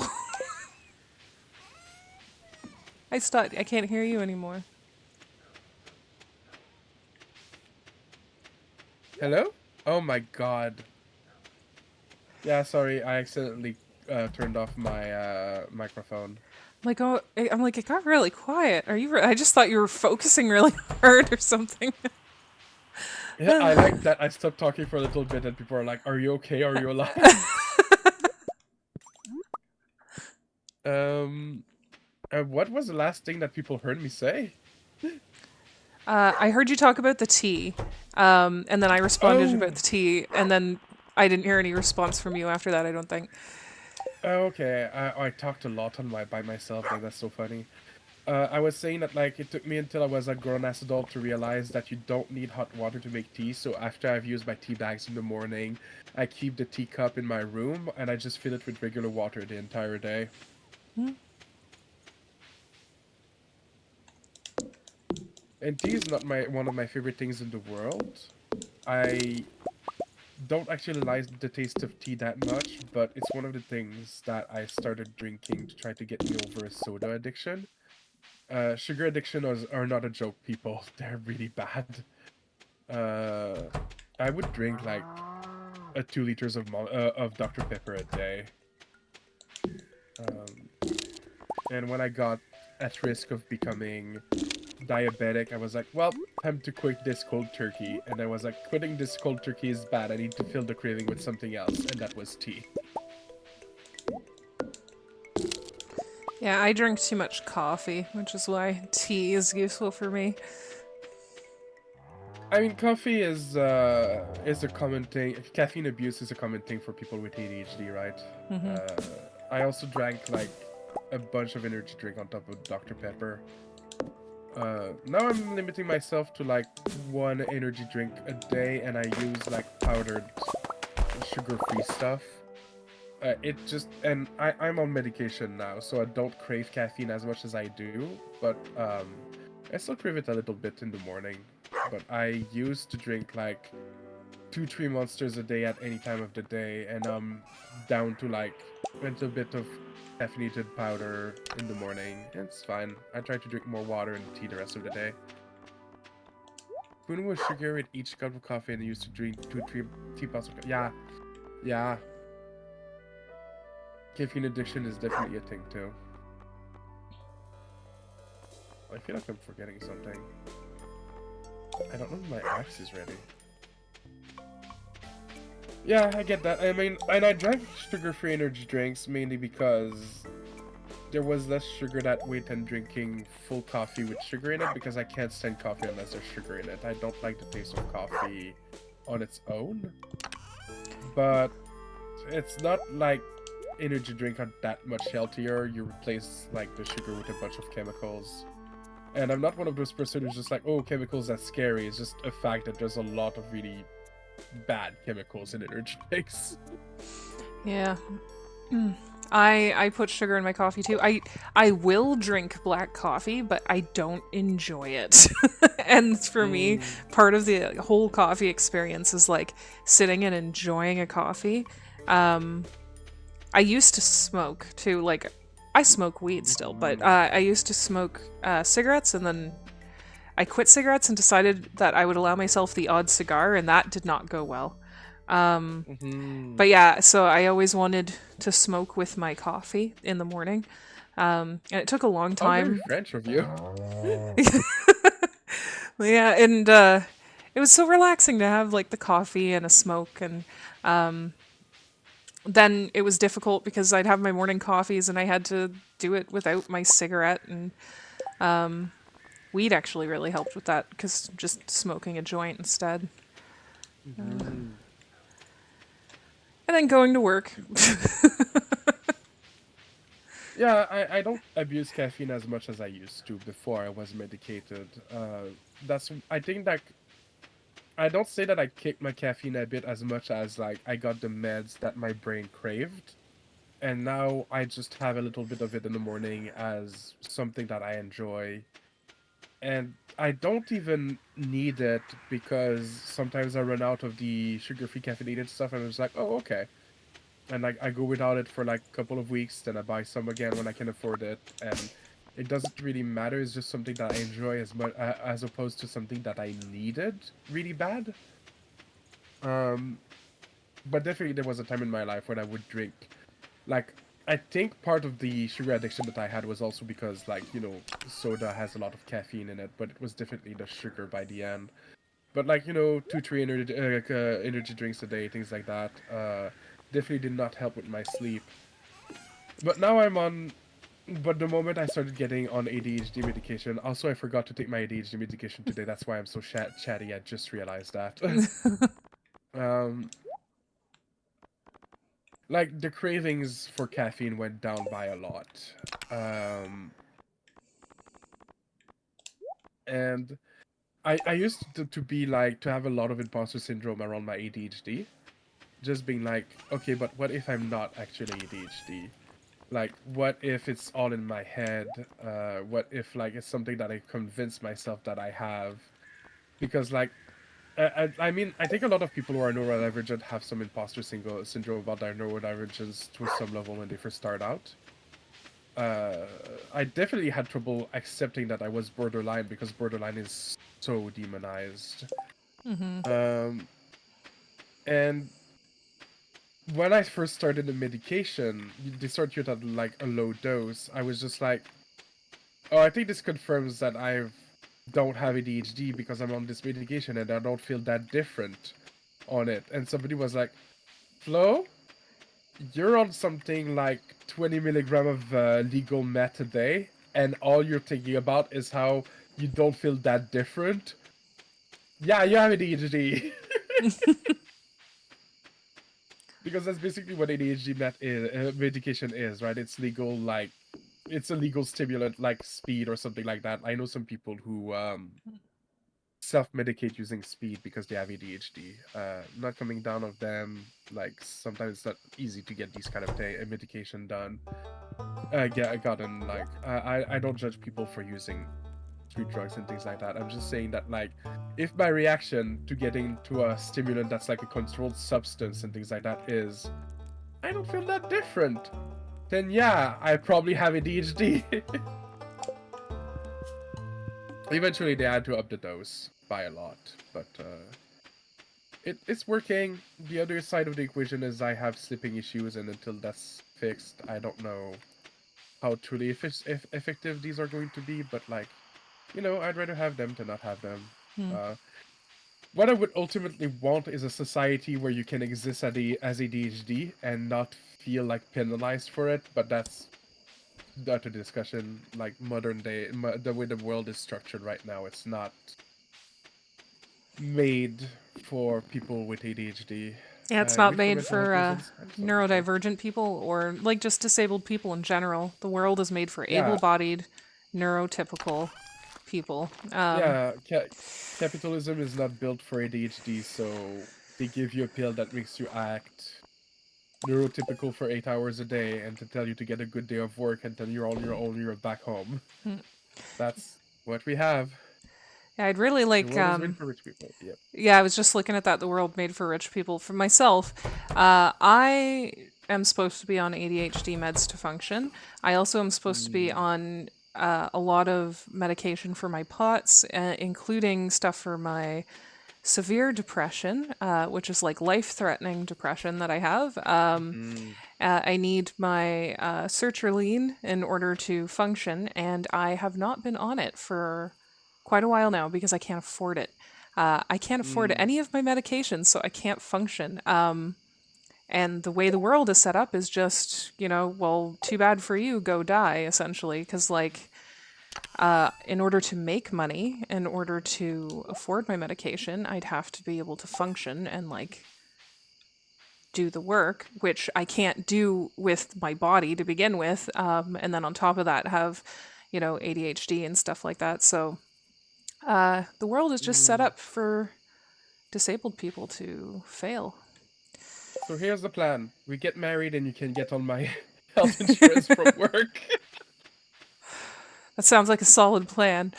I used to have decent health insurance through because I worked at a funeral home for like a long Mm, time, and it was pretty okay health insurance. very goth. Yeah. And I actually have some pictures of me in the back of a hearse and stuff from when I was there. But yeah, the health insurance was useful. And then when I left, mentioned to them I was leaving because I was talking to doctors about my heart conditions and stuff like that because I was, Mm, getting diagnosed with POTS and everything. And that it had become a huge issue where I was having trouble getting to work. And they knew that because I was late every single day. And mhm, I had worked with them for almost 10 years. They are one of the most toxic companies that has ever existed, and there's a whole bunch of issues with them, and they're extremely ableist. So I told them I Mm-hmm. just needed to go on sick leave for like a little bit while I figured it out. They cut off my insurance, Of course they did. um, which by Canadian law they can't technically do that. But like, what the hell am I going to do about that? Um, Yep. so and I found that out when going to pick up meds and then being told, oh, this thing that usually costs you $6, you owe us $120. I'm like, I Mm. don't have money. What do you mean I need to pay you that much? Jesus Christ. Yeah. And it's like, these are meds I need to live, and you're telling me I now need to like pay out of pocket when I can't work. And yeah. uh, That's freaking gross. Also, Solidarity Destinaires, that's rough. I know a lot of people who end up being addicted to prescription meds.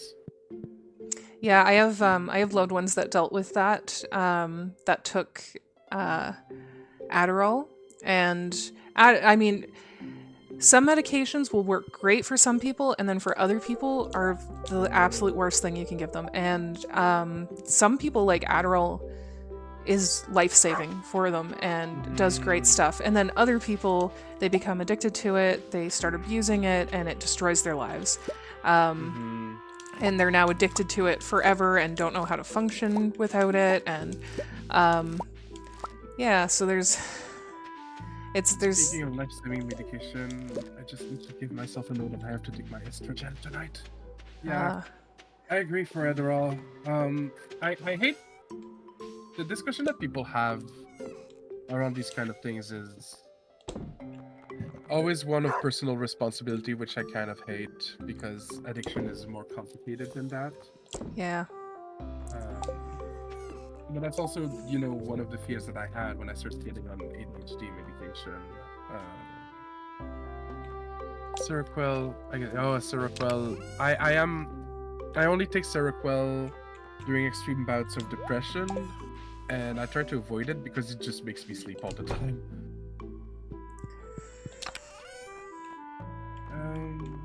Well, I can't find my estrogen. Oh, there it is.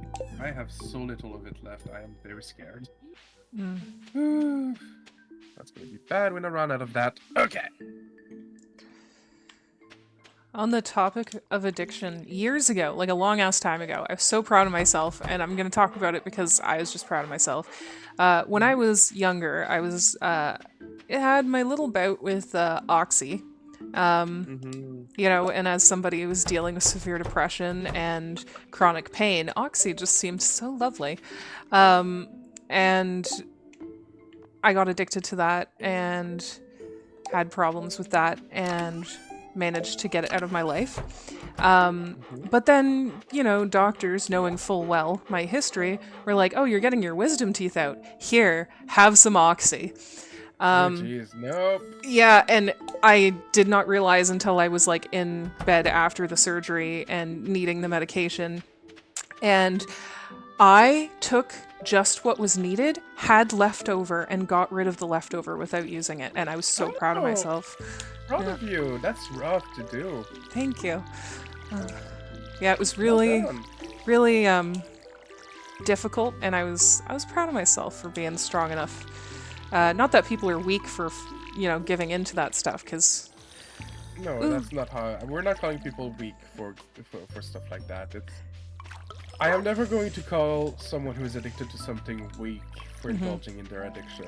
Um, Addiction is much more complicated than that. oh yeah. And I don't want to make moral judgment on something that is that difficult to deal with. I really hate when people give people with addiction a hard time, and like you said, make it like a personal, like they should have just not done the drug or whatever. Yeah, It's completely that's. ignoring what addiction is and like how easy it is to get addicted. Oh, And oh yeah. yeah, what it is a healthcare issue and a mental health crisis that needs to be addressed. And people will be quick to blame individual or blame the substance themselves when you can develop an addiction to anything. I developed a really fucking bad addiction to Final Fantasy 14s of all things. I spent thousands of dollars in that game. Um, and lost jobs opportunity, lost friendships, like all the signs of like an addiction, because addiction is not just like when people say, oh, this game is so addictive, it irks me a little bit because what they mean is just that they like it a lot and they play it a lot. I'm saying that like I was addicted. Like I'm not saying that as a cute way to say that like I was playing a lot of it. I am saying that like it ruined my life financially, like interpersonally and things like that. And I have to stay away from it. And I got into it because root cause in my case was other stuff uh, that I diverted through that addiction, and it's always like something else at the root cause of things, right? Oh, you're there now, Betty Edge. I'm so sorry. Yeah, you talked about to me a little bit about it. Um, and I'm still here to support you if you need that. If you need that, I'm not going to air like your stuff online, but like I see you. I just want you to know that. Yeah, I'm sorry you're going through that. That's some tough stuff, and Addiction is not easy to deal yeah, with, no. and we're glad you're still here fighting through it. Yeah, No. absolutely. Like that's why I don't judge people who are addicted to stuff. It's not necessarily a personal thing. It's a medical issue, like you said, and it's a societal one too. And yet, Like the even to this day, yeah. oh, what are you Even to saying? this day, I was going to say like it's still a very popular MMORPG, and I have a lot of friends who play it, and sometimes they will like talk a lot about it, and I have to take myself out of those conversations because there's always that voice behind my head being like, "But you're healthier mentally nowadays. Surely you could play it and not fall into the same trap again." And I'm just like, nope. I have to shut that little voice and tell myself like, no, I can't. I can't risk it. I can't tell myself I'm strong enough to handle it now because what if I'm not? Yeah. And that's why I'm just like, that's not a question of strength. It's something else, right? Um, it's a trap to tell myself I am strong enough to handle this now because addiction is not a strength thing. Really, games and stuff should be taking into consideration that a lot of people deal with addiction and stuff, and then allowing people to put things into place to stop that. There really should be like stuff against. They shouldn't be doing the pay to play type of games. Oh, And if they are, there should be some kind of warning. Just like there would be with like gambling for the most part and stuff. oh, And there's or an like entire industry.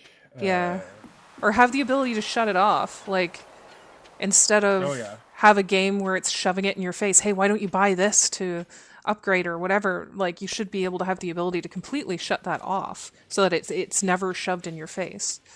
oh, it's refined to an extreme degree, like the whole industry around like FOMO in video games and getting people like the argument is always like, oh, but I can ignore it easily. Why can't you?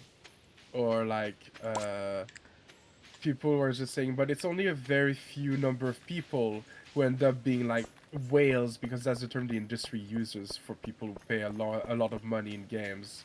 Fucking whales, which is kind of gross. So why does it matter? It's not a widespread issue. And it's like, well, you should care about the few people whose life are like extremely affected by these kind of things. Like, Yeah. but you want your games, so you're not going to consider them? Like, it's kind of gross. It's like so one thing that I'm mad at Uber for, and I know sounds random out of the blue, but like Uber Eats pisses me off lately because the Hmm. past year, and I swear they weren't doing this until like a year ago, they offer coupons for ordering alcohol. Yeah, And they do. that frustrates me so much because there's people who want to be able to use Uber Eats to just like order food or groceries and not have it shoved in their face like somebody who's like fighting addiction, alcohol addiction, could go to order groceries and get this notification, hey, do you want 50%? Well, it's not 50% off, but do you want like 15% off some alcohol? And that's going to make it so much harder for them. And like, that's putting them in a really bad position where they now have the app open, where they have money in their bank and they're supposed to be ordering food, and you're like encouraging them to spend it on alcohol instead. And I think that's really Yeah. gross. Yeah, it's one of those things that is being pushed like alcohol, sugar, caffeine are all stuff that people can easily get addicted to in modern days. But it's kind of normalized while it sucks. So I stole some lanterns from the graveyard. I'm gonna put one in your box in case you want it. Is it green? Can I finally be the Green Lantern? They're brown. Damn it, I don't remember if Brown Lantern is a thing in DC. I remember that like indigo, yellow is one, and you don't want to encounter the yellow lanterns. I think orange is. I don't know if there's a brown lantern. I'm the brown lantern. My power is the brown note. Just makes villains shit their pants.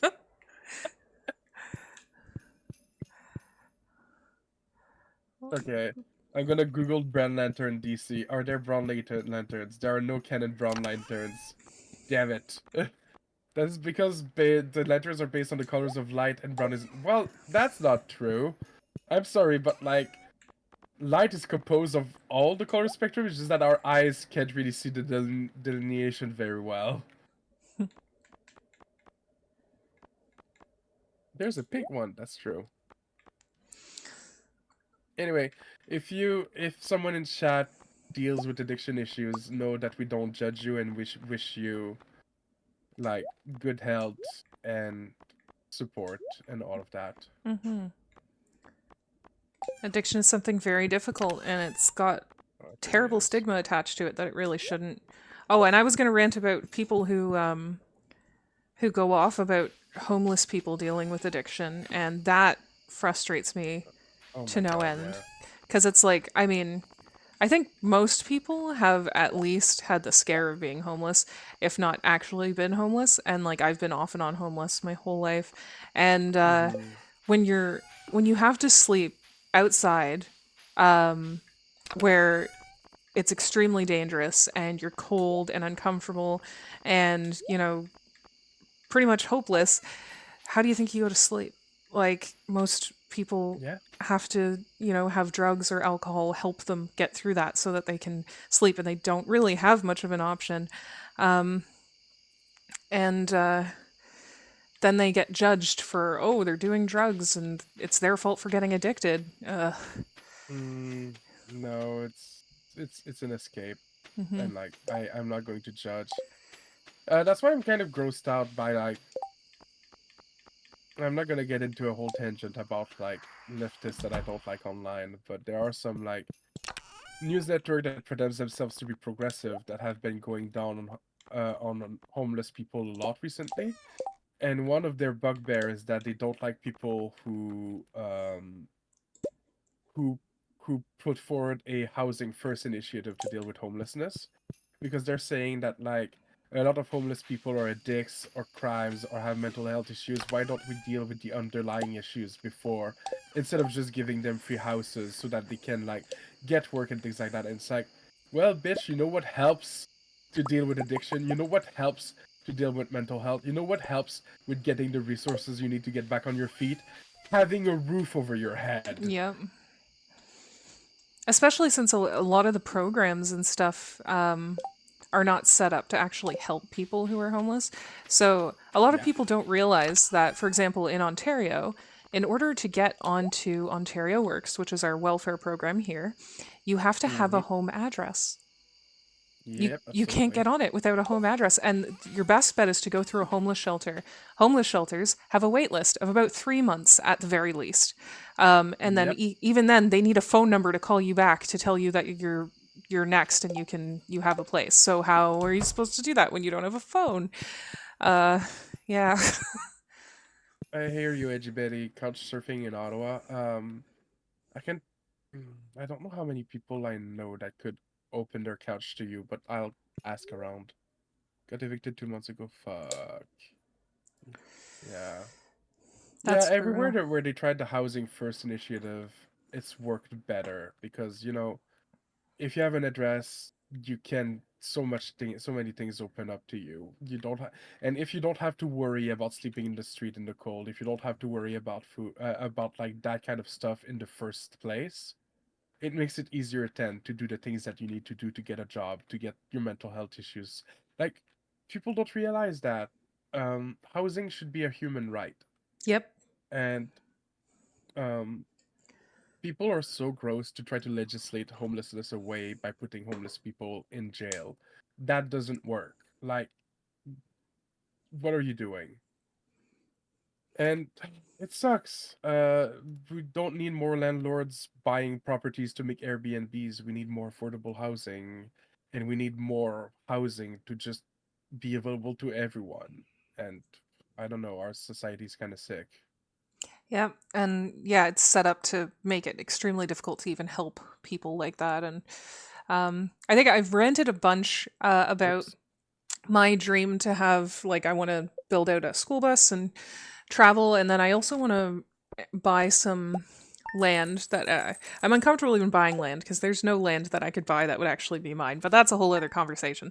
There's some Mm-hmm. land you can scoop up that you don't build on, like you're not supposed to actually like build permanent buildings on. And I wanted to get something like that and set up a bunch of mini temporary homes that I then just offer to anybody. Like if I could get like up in northern Ontario, there's a lot of land that's actually pretty cheap like that, where you can't build permanent buildings, but you can kind of like grow food and whatnot. And you can have a building as long as it's something that can be taken down. And I really wanted to like set up a little, even if they're just the size of a shed, but they're enough to have like a bed and, you know, Mm-hmm. some cooking gear, like a hot plate or something. And just let people go there to relax without a time limit too, because there's some, I'm going to go to the mines, there's some places that offer things kind of like that, but they put a time limit on you of like, oh, you have 1 month that we're going to give you this support and you need to figure something out by then. And then a lot of people are dealing with trauma or dealing with all kinds of other stuff where they need time to just sit back and not have to worry about, what am I going to do next month? And a month goes by really fast when you're dealing with that stuff.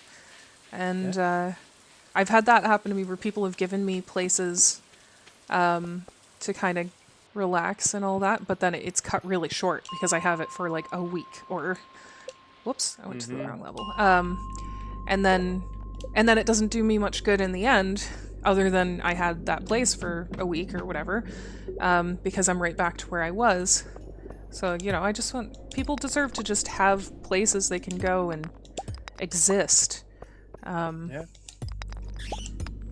Yeah, I also am a And huge supporter of UBI because, like, if everybody got $1,000 every month to do with whatever they wanted, everyone would be way better off. yeah, we are not close to getting that with the upcoming government. Nope. And they even had a UBI program, well, like a when they tested out in Ontario, and they canceled it before it even got to finish doing all the testing or whatever that they wanted for it, which ended up screwing over a bunch of people. Mm-hmm.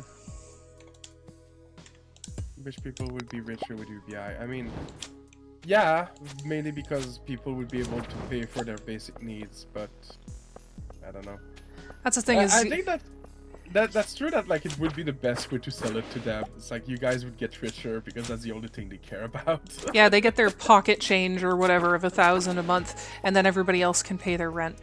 Although 1,000 isn't even rent, like No, not these days. no, Well, but I'm not necessarily talking about like that they would also get some money. I'm just saying that like one problem that people that like businesses are going to run into very soon, it's even already started, is like wages are so low and inflation is so high that people can only stick to like the very basic stuff. So a bunch of industries are feeling pressure because like there's no money coming in because like why? Well, we can't afford anything besides the basics, right? And it's going to be like if you want those industries to survive, you're gonna have to like give people better wages.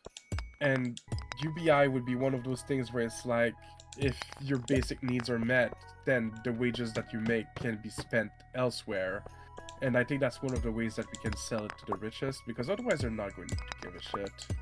yeah, that's the whole thing is if with UBI, it's going to help out all over the place. Like that kind of money. Ooh, I got an upgrade to my weapon now.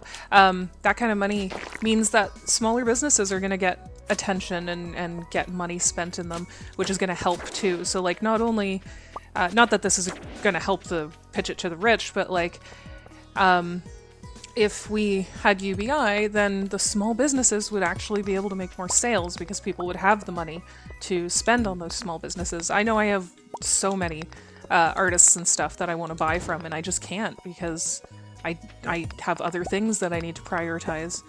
And UBI would definitely help out a lot with that. Yeah, absolutely.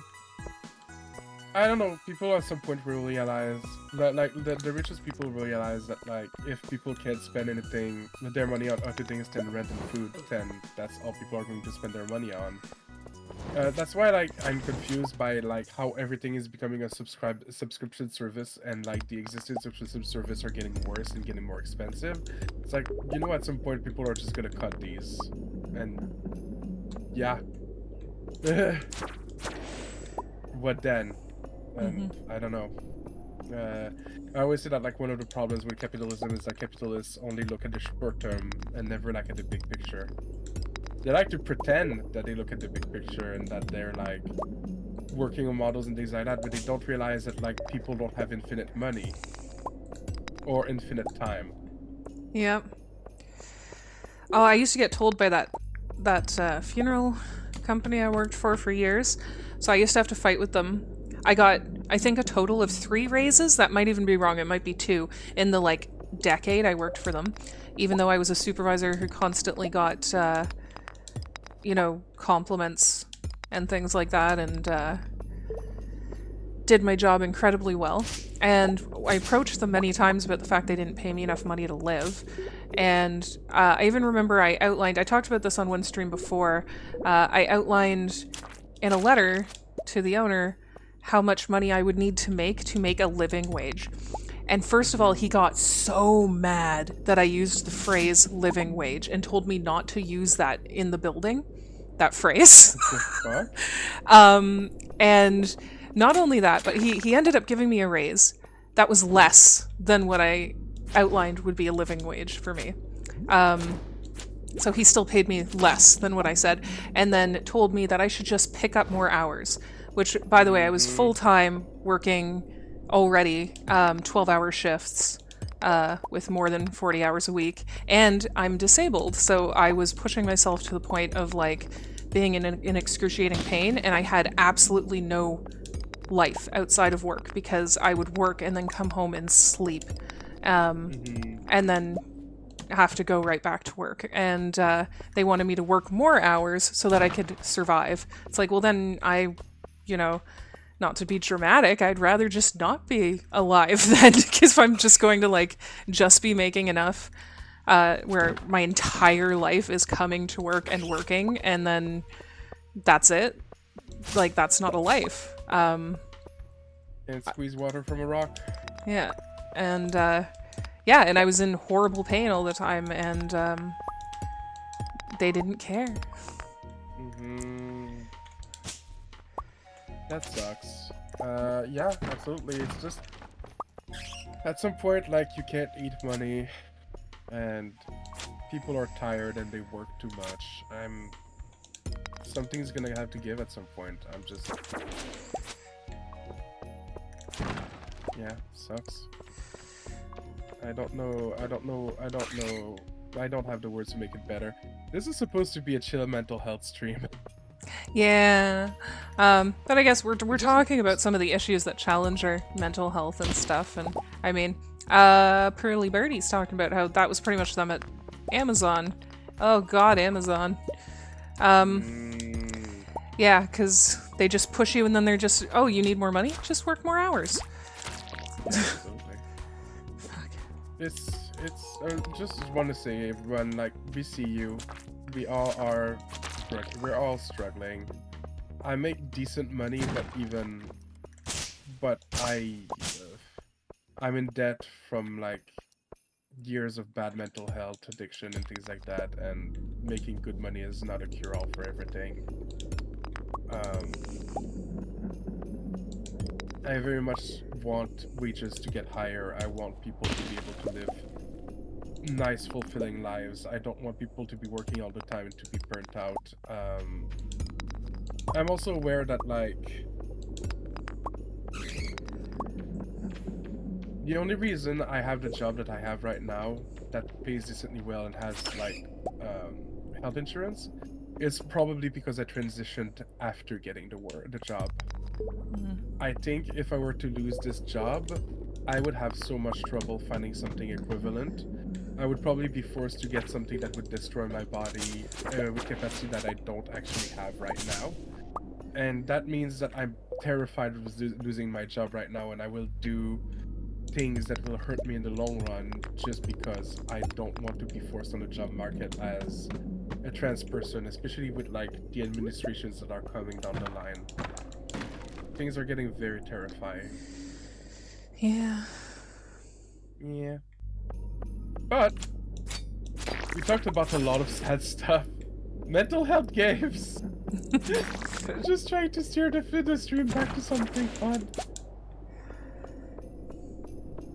I will say I do think mutual aid is important, and I believe in the power of community.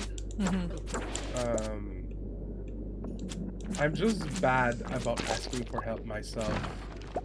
I am willing to give help to everyone, but I don't ask for help in return, and it's something that I need to learn. But like, if you're struggling, I see you. I think the two of us see you. And find community, build community. You're not alone. We can get through the next 4 years. I think a refrain that's been that's been coming up a lot, that's been resonating with me is "We've been here before." Yeah. News Polygon asking help for help and start. It really is. We're not conditioned to do it in North America. We're prone to the idea that like every man is an island, which I fucking hate, by the way, as an idiom. And that like we're supposed to pull ourselves by our bootstraps, which by the way is impossible because that just means you'll fall over. We want to like incentivize people to not seek help or ask for help because that builds class consciousness, and we can't have that, right? Yeah.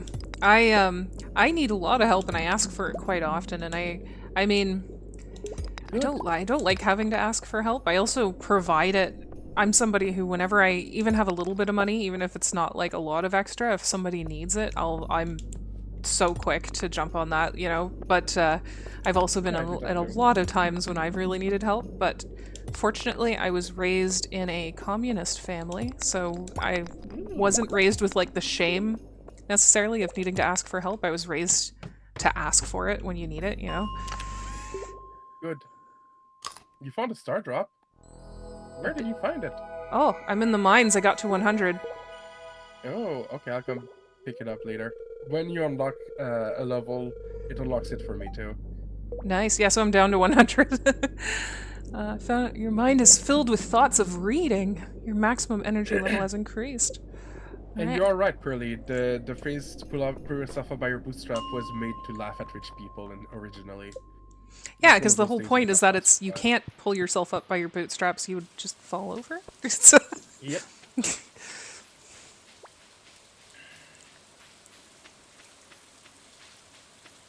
So yeah. I got us into some very sad subject and I'm very sorry about that. oh, that's part of what Mental Health Monday's about. It's supposed to be talking about all the, well, like we can talk about peaceful stuff or we can talk about the difficult stuff. We've talked about addiction and homelessness, and I brought up the homelessness. So, and Thank you for sorry, just a second. Thank you for following Loose Polygon. When people follow me, I have this really cute reaction of a seal slapping its tummy. But yeah, yeah, it's all yes, important sorry I things. interrupted you. Please continue. I was just saying, it's all important things to discuss, and that's part of what my Mental Health Mondays are about, is allowing us to discuss it, because that's another thing that's, you know, we're taught is to keep all of these struggles to ourselves and not talk about how hard all of Yeah, this is. yeah, absolutely. Seal hug for you, Loose Polygon. Seal hug. I have a lot of very silly redeems on my channel. I love the seal hug. I love the boop. Also, if people can give me a fish and it just like throws this fish at my face, and it's very funny.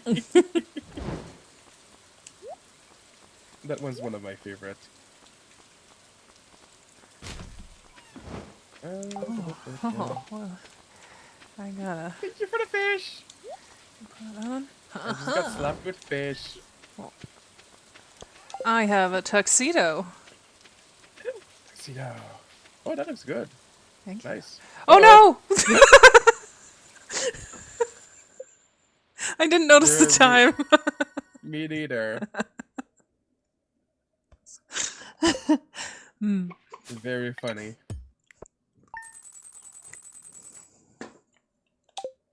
I love that we were right next to each other too. Yep. I was distracted by my tuxedo. Oh, Halloween Eve. What did they call it? They call it the Spirit's Eve.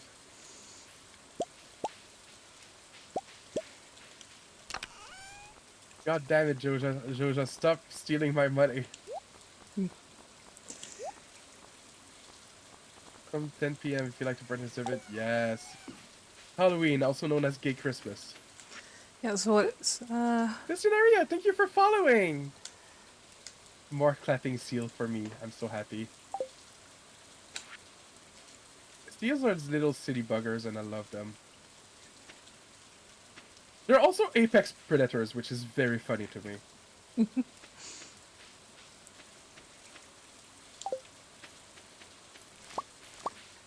A lot of apex predators are like kind of scary. Silo's just like, no, no, no, if I'm at the top of my food chain, I might as well be a silly little bugger.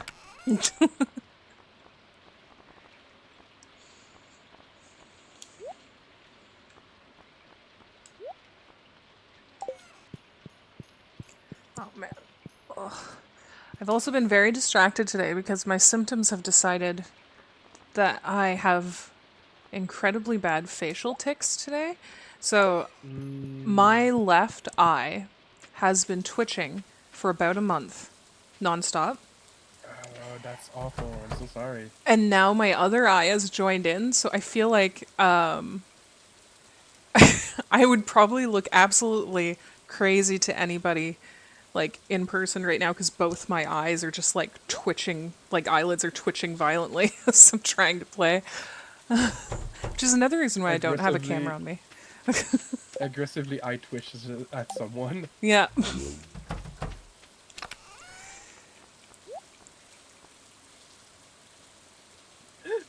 Powder melon seeds. It grows in the winter. Cool. Still need the seed maker though. I have no idea how to make those.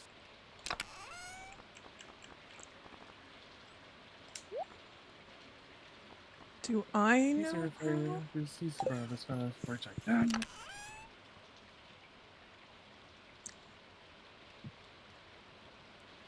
Oh, good night, Destin Aria. Thank you for joining us. Area. Thank you for joining.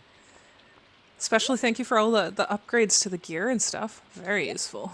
Hell yeah. Farming level 9. I see. Or the dye bundle.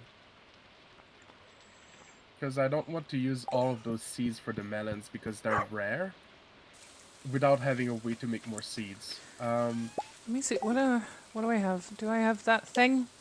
Hold on. Let me see what I can make. I don't even know what level I am. For the dye bundle, the duck feather is going to be the rarest one. Well, okay, so we can't do that right now, but farming level 9, I am at farming level 4 right now, so in a while. I'll just make sure to not use all the seeds. Eventually we'll get there. Ooh, artichokes. You like artichokes? I only have had artichokes once, and I did not like them, but I think it might have just been Yeah. the I kind take I it or had. leave it for myself.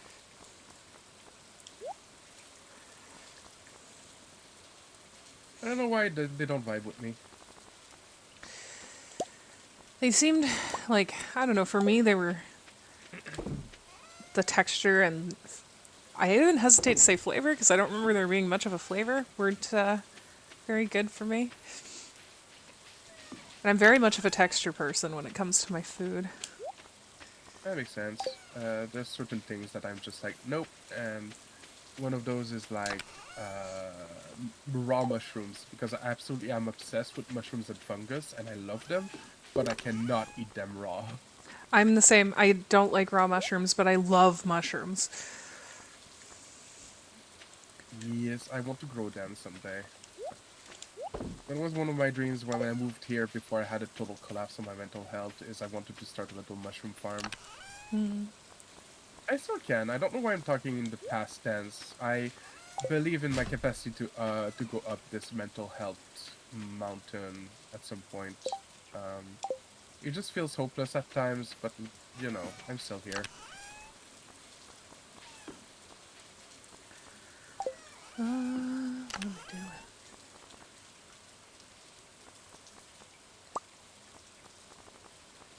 Do I have my pick yet?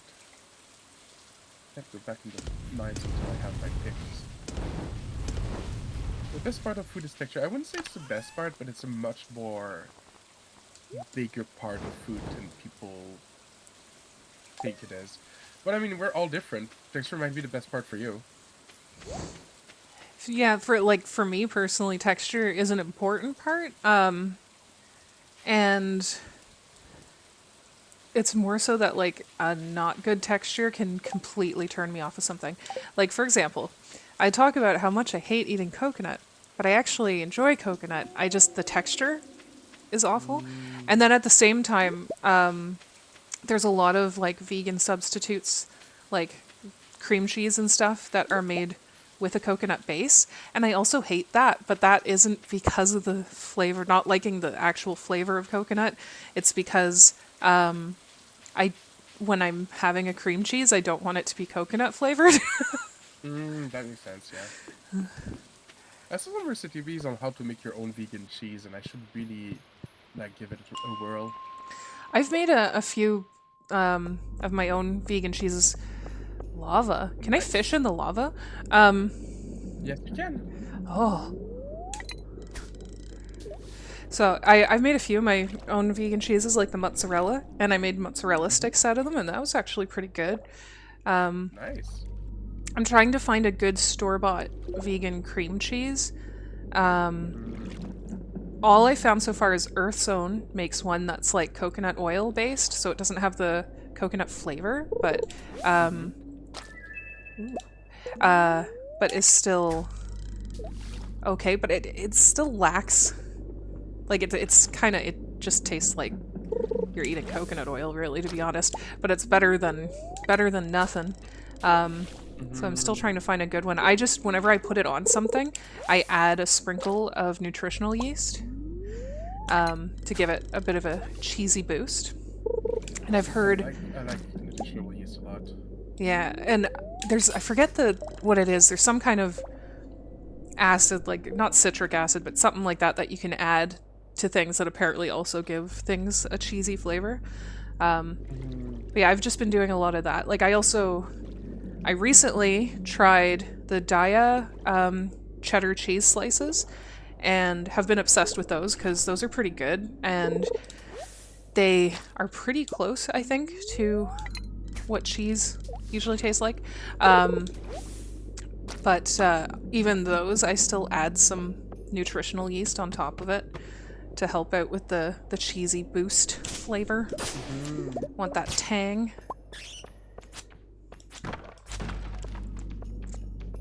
Yeah. Oh, now I really want to get into it.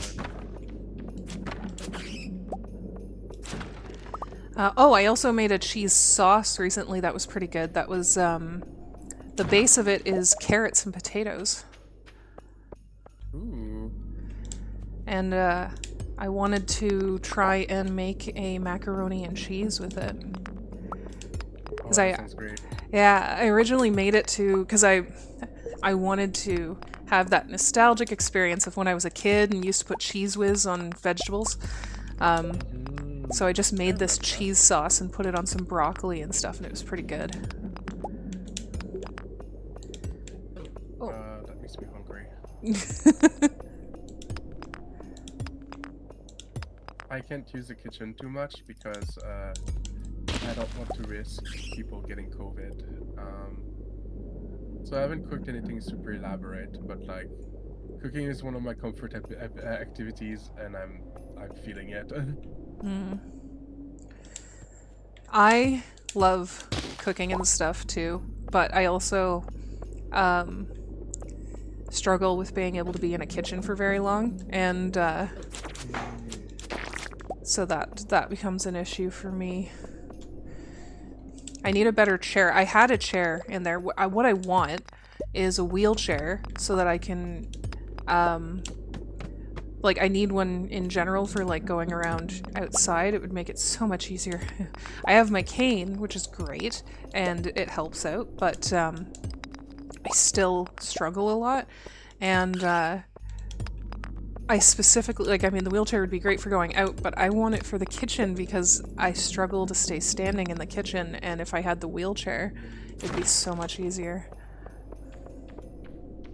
Yeah, I get that.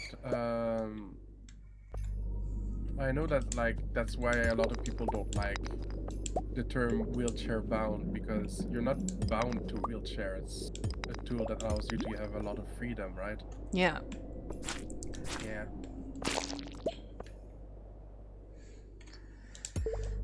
But yeah, wheelchairs are unfortunately expensive. unfortunately, I don't know why I went back into the yeah. caves, but I did. Should probably get out of here. At 9 p.m. Yeah. I'm gonna spend a lot of time there in the next few days because I have to get 100 bug guts in 3 days.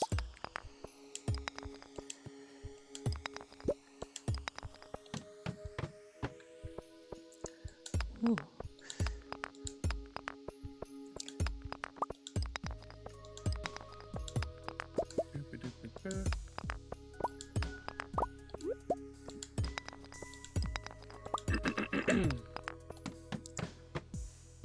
Alright, well, I got down to 105. Nice. Me in my red tuxedo. Yay! Me and my red tuxedo. You need a mask to go with it so you can be tuxedo mask. Oh, that would be good stuff. My job here is done. You haven't done anything. Leaves.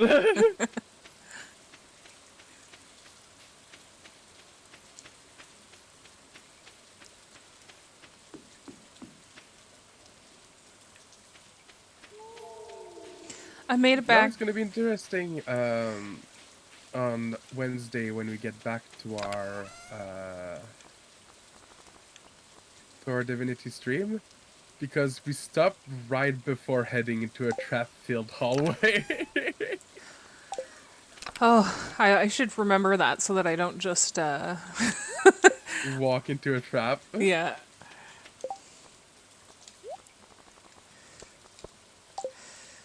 I am bad for just walking into traps in games. That's fine. I will try to remind you, or I won't. It will be funny to watch you walk into a trap. Yeah, Loose Polygon. Me and Miss Pandora Greaves are going through Divinity Original Sin. We just hit the first village. We failed to put out a fire in time. We talked to a mighty cock. Yep. I did. I desecrated a grave and exploded. Not to mention that when we failed to put out the fire in time, we were running around trying to find water, and I did not check my inventory and had everything we needed on me. Yeah, I had a scroll of rain on you. It was so funny. Before we start the next day, I'm just going to run to the bathroom really quick. Okay.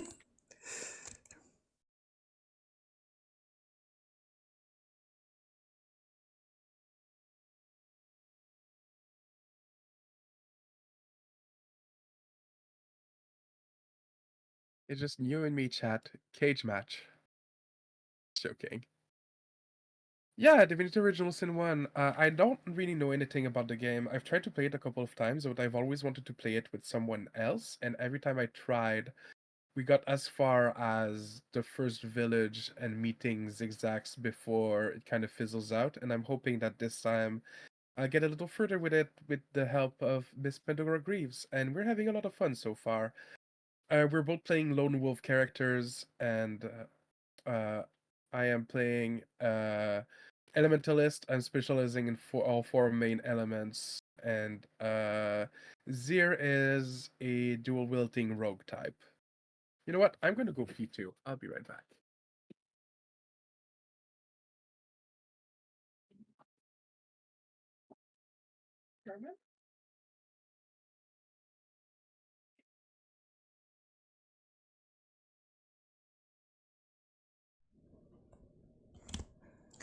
Okay, I came back.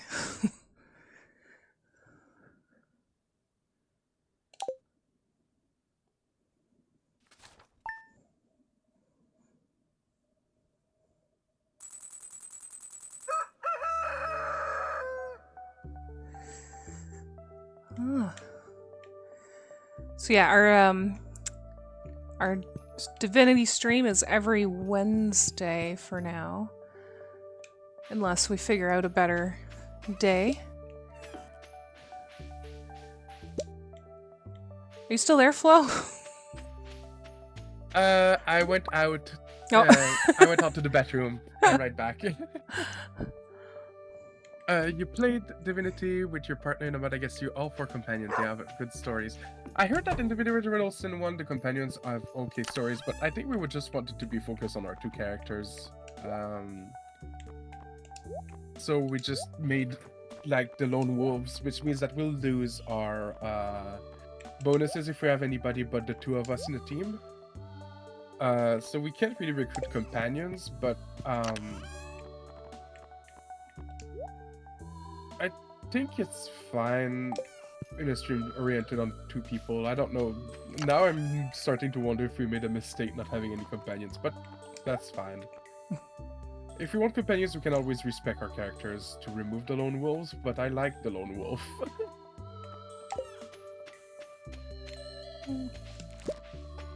We can discuss it once we start meeting companions, if you want to explore their story or not.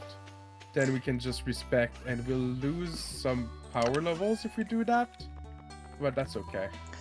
Yeah, I'm not too worried about it. The way, I mean, this is one thing I like about streaming games is it makes me feel a little more relaxed about doing stuff that might not be the best choices or whatever, because like quote unquote best choices, because we get to explore it and people can watch it, and it might be not something that people usually would choose to do, and we're doing it. It's not a question of like whether it's possible or not, loose polygon, especially because we're playing on normal, and I know that tactician on normal is lone wolf on normal is very powerful. It's more that like now I'm questioning whether we should have not done lone wolf so we could experience the NPC companions quest line. But that's fine. We cast the die.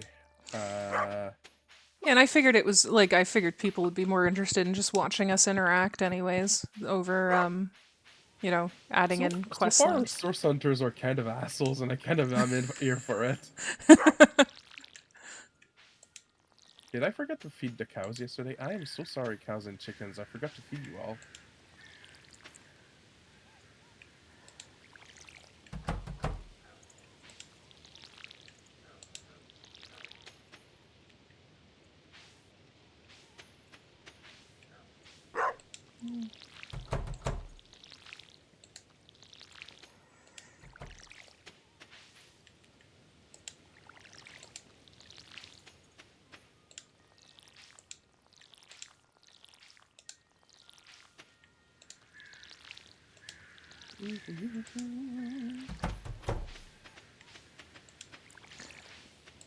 We'll see. I mean, we made our decision. Like I said, if we want to experience the companion stories, and we want them in our team after all, We can always respect our characters to not have Lone Wolf anymore, and just have an MR team.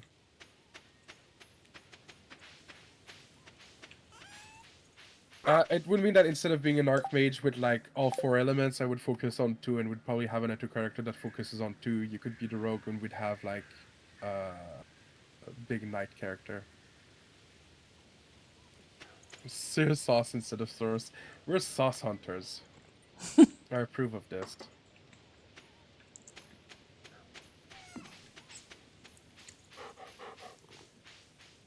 Ooh, more dancing worms. I know they're supposed to be roots, but they look like worms to me. Oh, I thought they were Oh, worms the entire time. oh, today's is Halloween, by the way. Ah, yes. So we're At supposed 10 to. p.m. in town. Okay, so we got the day. Well, I'm kind of. gonna yeah. I'm gonna go into mine a little bit because I dedicated myself to getting like 100 bug guts before the end of 3 days, and I think I only have 1 left. And the barrel next to Willie's house, so 2 days left. Yeah, I'm gonna try it. I'm at 62, so I think it's possible.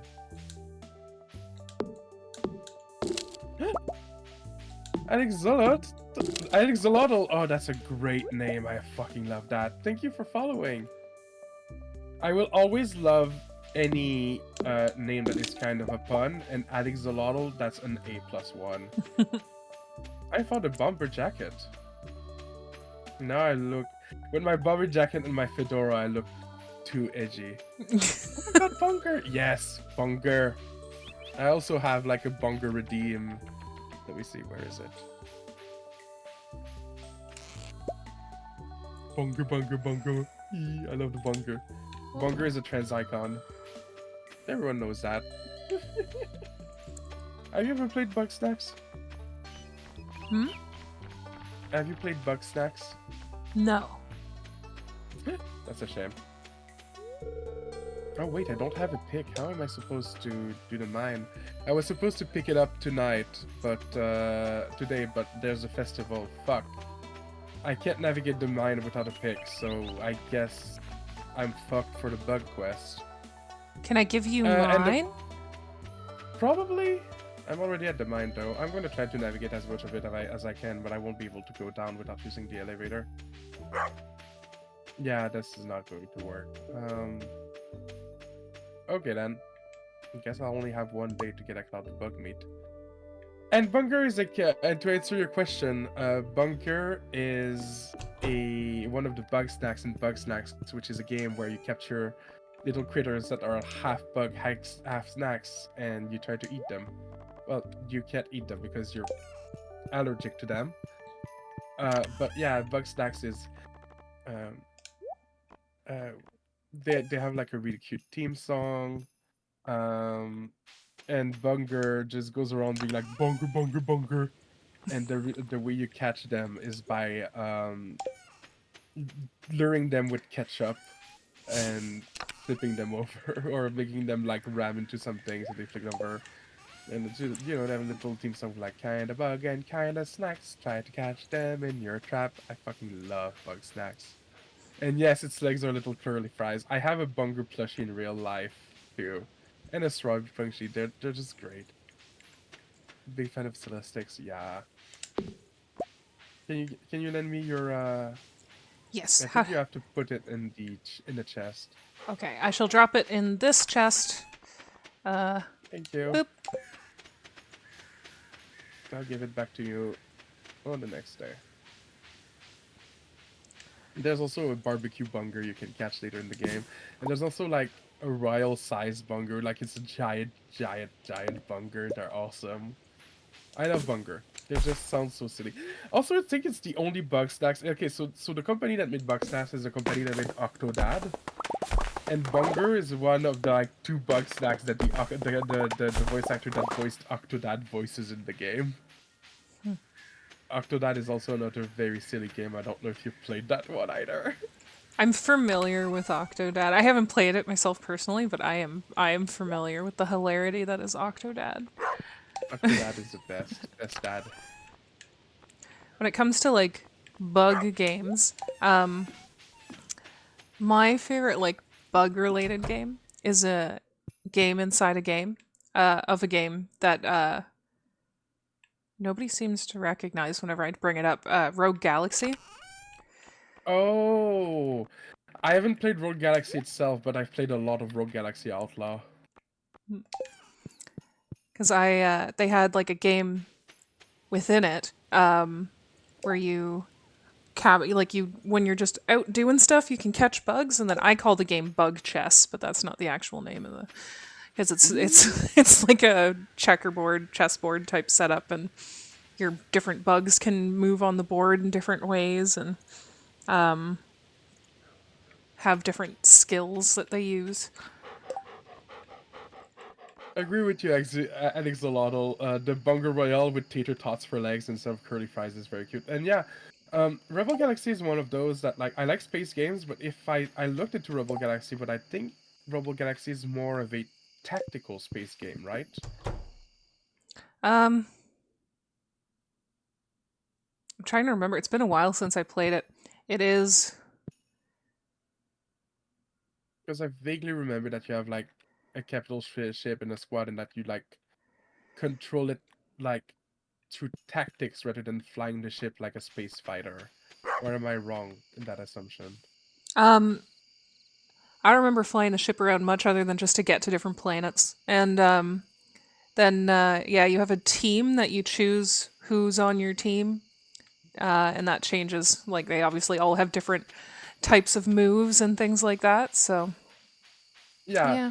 the spin off that I played, Rebel Galaxy Outlaw, is inspired by Wing Commander Privateer. So it's less tactics and squad based and more like dogfights in space, like fighter jet kind of thing.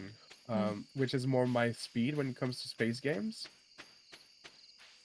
And it's a story of like her husband got killed and she's trying to get revenge. And one of the things that I like about that game is that it has different difficulty mode, and the only difference between the normal difficulty and the veteran difficulty is the resources that you start with. On the normal difficulty, you start with basically what is like a flying garbage truck, but it has like basic IFF scanner and things like that. And on the veteran level, you just start with a space garbage truck. That's it. It just has like nothing useful on it, and you have to like try to find a way to like mine asteroids to have a little bit of money to get yourself started and get something a little bit better. But like mining asteroids mean that like space pirates can try to get to you. Um, and I like it. I like these kind of games. Commanded Privateer is a game that I really like, and so I like Rebel Galaxy Outlaw a lot. The problem is, it's a very specific vibe that not a ton of people are into. So besides Wing Commander, Privateer, and Rebel Galaxy Outlaw, there's nothing else I can play for if I want that vibe. But yeah, I saw Rogue Galaxy. It's kind of cool. All right, I'm coming to the village too. Excellent. There's Elite Dangerous, but Elite Dangerous since the expansion has gone down in quality a lot. Oh well, there's No Man's Sky, and I like No Man's Sky, but its space fight is not as exciting or difficult as Rebel Galaxy Alpha. I'm very, very peculiar about the vibe that I'm looking for. But Rebel Galaxy itself was a cool game. I tend to be very picky about games in general too. It's difficult for me to find one that I can really commit to. Um, and then I like series like Elder Scrolls. I've been playing forever and Fallout. Um, Mm-hmm. and part of that is just being familiar with the game because I don't like having to relearn games. Um, it makes it less fun for me. Yeah, I'm not that picky when it comes to game. I will usually find something that I like in any game that I play. It's very rare that I've played game that I'm like, I do not like this and I don't want to play it ever, because even bad games, sometimes I will find something that's charming enough to keep me going. But it's happened. Like Earthworm Jim 3D, absolute trash game. I do not want to ever play that again. But when it comes to space game, it's not that like I'm not going to like a game that is outside of like the very specific things that I like. It's that there is a very specific type of space game that I often crave, and there's just not really much thing for me to give me those vibes out there. I'm gonna blow And all our money on a rare crow. I bought one Oh, of okay. those. Yeah. So we should be good. It's very much that like I will enjoy any space game, but if I want that specific vibe, eh. Oblivion is your comfort nostalgia game. You must be excited about the latest Skybivian video that came out then. Did you know that it's almost done? Hmm. Remaking all of Oblivion and Skyrim? They just released a video saying that like, yeah, it's almost done. They're on the final push for it. I never believe any news about any of the Elder Scrolls stuff when they say it's almost done. I'll wait till Oh, it's done. that's a fan project. Yeah. But no, they released a video showing that like the mapping for nearly everything is done, the meshing for nearly everything is done. The one last push that they have is finishing the pathing for like a couple of quests, and they need someone to help them finish like a lot of the 3D objects, because for this remake to be legally released, they have to do all of the models themselves. And they say that like they're within their deadline of like release like within like a year or so. It looks cool. Like I saw the like the video of it. It looks good. Yeah, I love Um, Oblivion is one of my safe spaces too. Like all the Elder Scrolls games have been. And I enjoyed the yeah. yeah, I have memories of. I think I mentioned this on a stream before too. Having playing Oblivion, where I had blackout curtains in my bedroom, and I just shut out the world for like several days straight. Where I just woke up and played Oblivion, and only left my room to get food or go to the bathroom. My first Elder Scroll was Skyrim, and I played a lot of it, and then I went to Oblivion, and I had a lot of trouble getting into it. Mainly because I did not mesh well with the leveling system in Oblivion, and I did not know you could basically lock yourself out of the game by leveling it wrong. And once I installed some mods to change the leveling system and like make the game absolutely beautiful, I got into it like big time. I really enjoyed it, but I really needed a mod to change how the leveling worked in that game, because the basic way that it goes, like, it's not intuitive, and there's ways that you can screw yourself out because the enemies will level up fast compared to you. Yeah, one thing I did at one You can point. go to the right, Hmm? by the way. In that little Oh, there we go. Yeah, Oblivion, I chose Mercantile as a major skill at one point, and that's not a good choice, because you level up using your you level up using your major skills. So that meant that I had to up my Mercantile by selling things in order to level up. Oh my god, yeah. I also still need to go into Morrowind, but it's also a hard game to tackle. But you know, I've played a lot of old games. I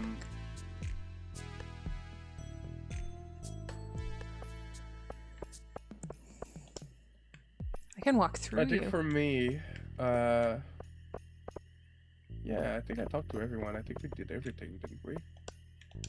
I think for me, like, I want to get into. I also want to get into. Come on, Brand. I also want to get into Morrowind. It's just a little bit janky, but like I know I will enjoy it once I get over that. Because I have an appreciation for old games, right? I love playing old games and see what devs dealt with before.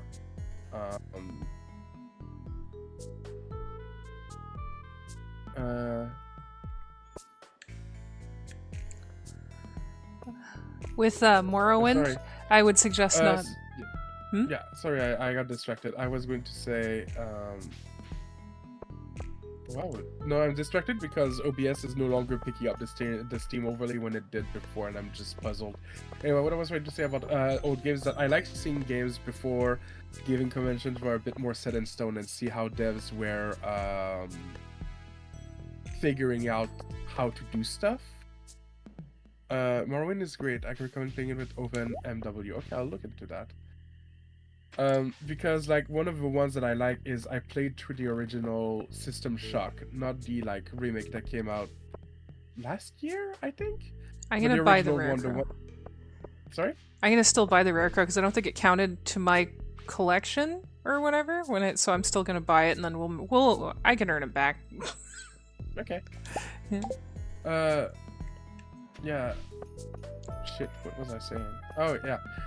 I played the original System Shock. I played, well, not exactly. I played the version that's ported in Source. That's on GOG, because mouse movement is just so useful. But like, it was the first game to do audio log, and it's interesting because it was a solution to a problem of like, we want to make a game where people stumble upon the aftermath of something horrible. How do we convey the story? Um, and it was interesting to see like the design's innovation in the original System Shock. And I enjoy visiting old games for that reason. Uh, Oof, I am lagging a little bit in my game. That's weird. But yes, Morrowind. I'm trying to get into it. I think the reason that what's stopping me is like getting used to the idea that like attacks are a dice roll, and it's not because my attack connects that I actually dealt any damage. Uh, the dice roll is the thing that I'm mentally like hitting a wall against because it feels weird after playing Skyrim and Oblivion. But I'm sure that like eventually like I'll give it a shot and it will click. Um, Yeah, I loved Morrowind. I played it before I played Oblivion and Skyrim and all that. I played it way back in the day. mm, But yes, if you don't want the jankiness in your face, I would recommend not playing an Argonian. Just because, unless you want a good laugh the entire time, because the way they walk is hilarious. okay. Because their Does that matter legs. when you're in first person? Yeah, I guess you wouldn't really recognize it. I always play in third person, so I would see my Mm, legs going all bow-legged and awkward. mm.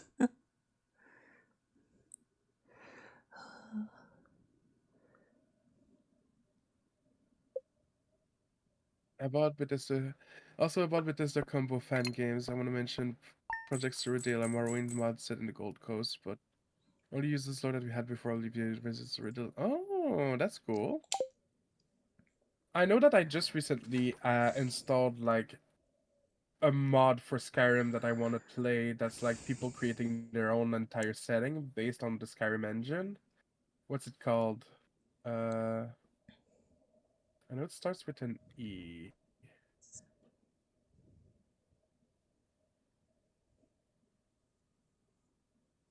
Well, I know it's installed somewhere, but I don't know. I know it's in my list somewhere, but oh, it's Enderal, Forgotten Stories. Hmm. Gonna check. All right, I need to go into the mine and get all that bug meat before my quest is over. Oh, you played that for a bit. How was that, Pearly?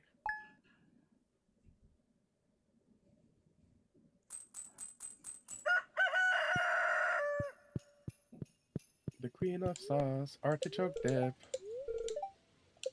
Nice. Weather report. Beautiful day tomorrow.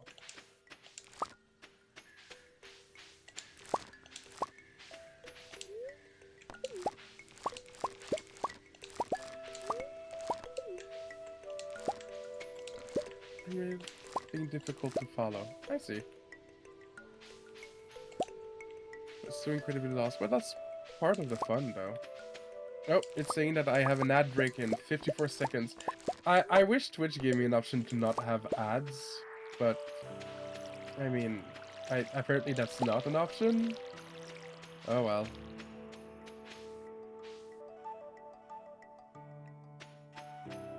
Um, right now, like I think I mentioned it, I'm going through Divine Divinity, which is Larian Studio first game, and it's definitely a 2000 ass game, but I am hooked and engrossed in it, even though it's very um Lover's Lab. I'll look into that.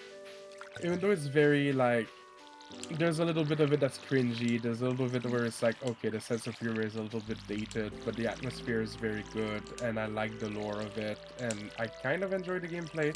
It's kind of like if somebody decided to mash Baldur's Gate, like the old Baldur's Gate game with Diablo. There's a lot to love in it, and there's some lore stuff that's going to come in handy for Original Sin. Um, I'm going to play that game and fetch back lore for you to enjoy during our stream. Ah.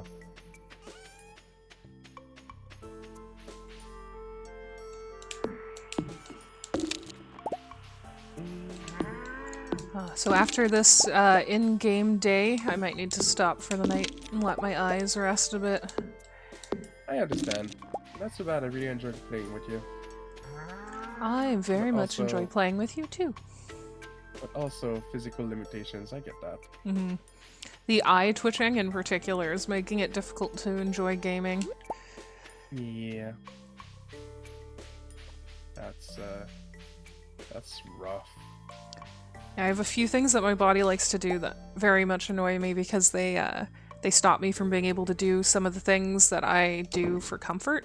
So like this Mm-hmm. eye twitching thing makes it so I can't like I like reading or watching things that I really enjoy or playing games to relax, and when symptoms happen with your eyes, it makes it extremely difficult to participate in that stuff.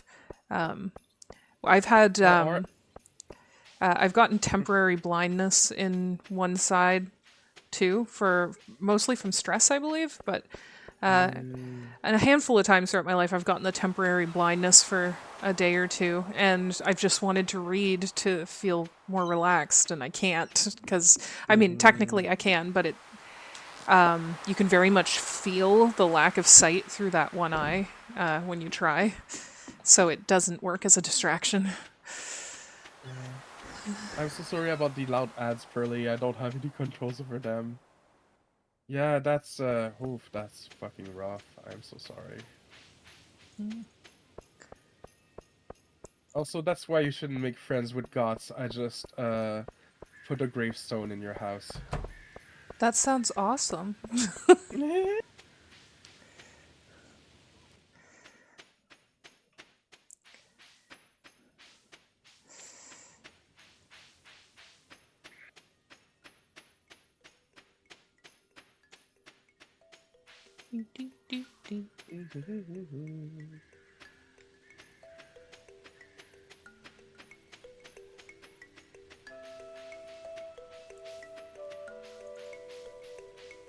Try to remember which one is Emily's house. I think it's this one. No, that's the mayor's house. Buck, buck, buck, buck, chicken.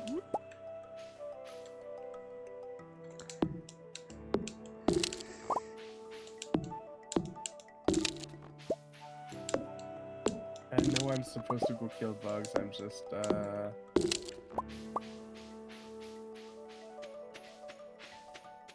think it's the one. Yep, that's the one.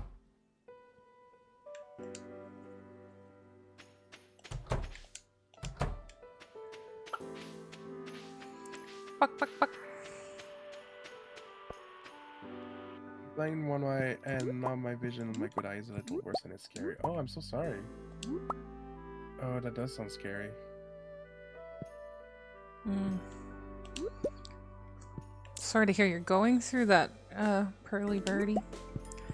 That is brutal stuff, and people don't talk enough about how scary that can be when you deal with health issues like that, where time is a factor, and it creates a lot of anxiety, and it's stuff like people who are disabled, you constantly have to grieve the loss of, the abilities you had and the life that you wanted to have. And, you know, have to accept what you're able to do. And it's really difficult, and it's something that you can't escape, and not enough people talk about that. People understand grief when you're talking about, like, oh, you had someone pass away, but not enough people talk about the grief of the life that you didn't get to live, or the abilities that you no longer have.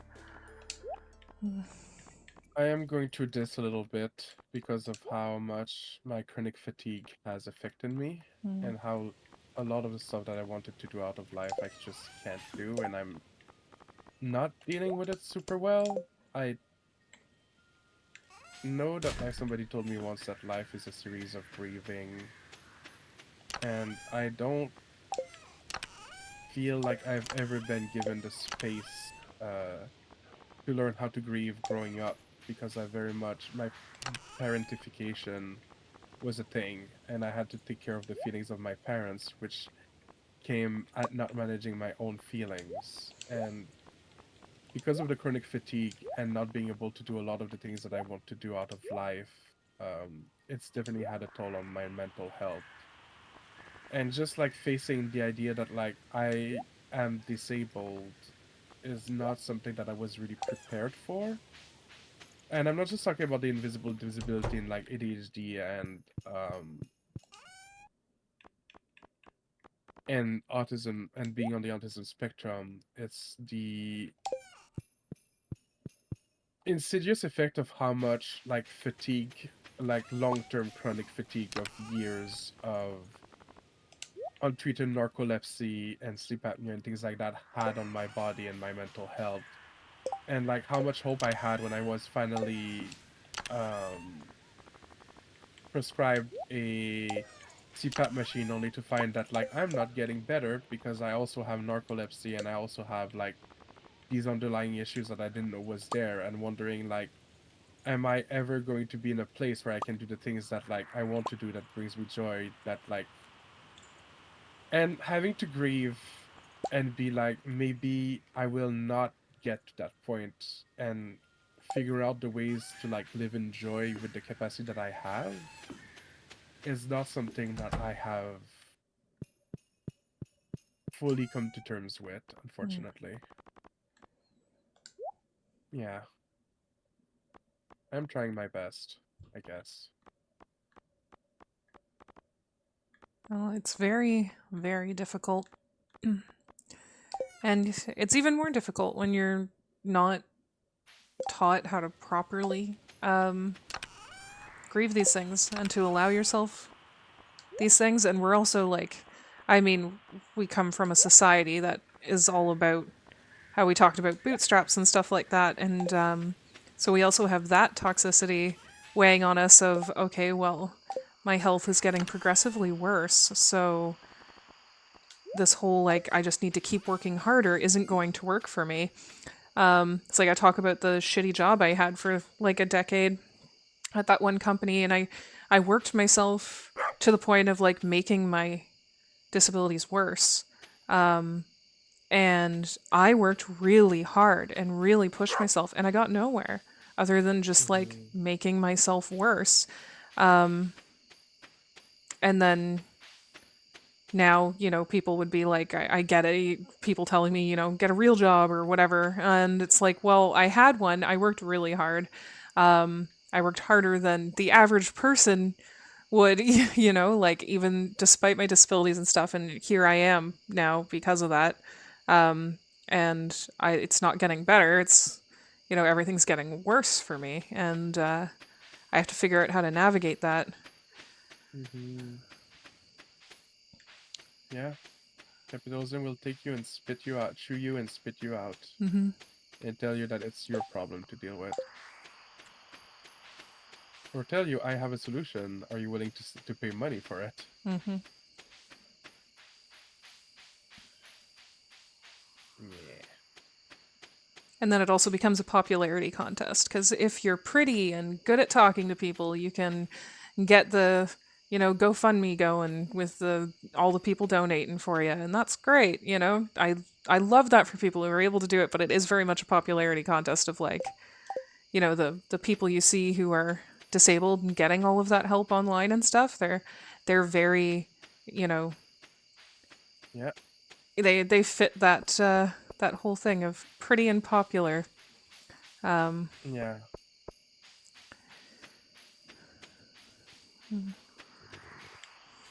Unfortunately. Just what a sheriff to donuts in the parking lot next to mine, and I think I scared him because my truck is straight up and left. No, I want to play too. You also wanted to do donut with the sheriffs, and the sheriffs just left. That's so funny. Also, hi, Red the Coyote. Coyote. I don't know how to pronounce that word. In French, it's coyote. yeah, coyote. I believe unless I've been pronouncing it wrong this whole time. Coyote. Yeah. Uh, Howdy. Oh, I am cutting it so close on the bug meat.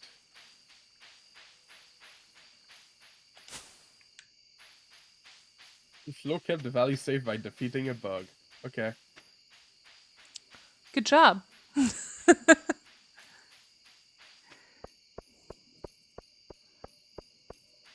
Okay. I am at 89 bug meat. Oh shit. Like coyote the animal, or Willy kind. Willy coyote? Oh yeah. Wiley coyote. Wiley. Yeah. Willy coyote is not. Maybe his name is Willy. Who knows? Yeah, maybe. Wiley coyote can be called Willy if he wants to.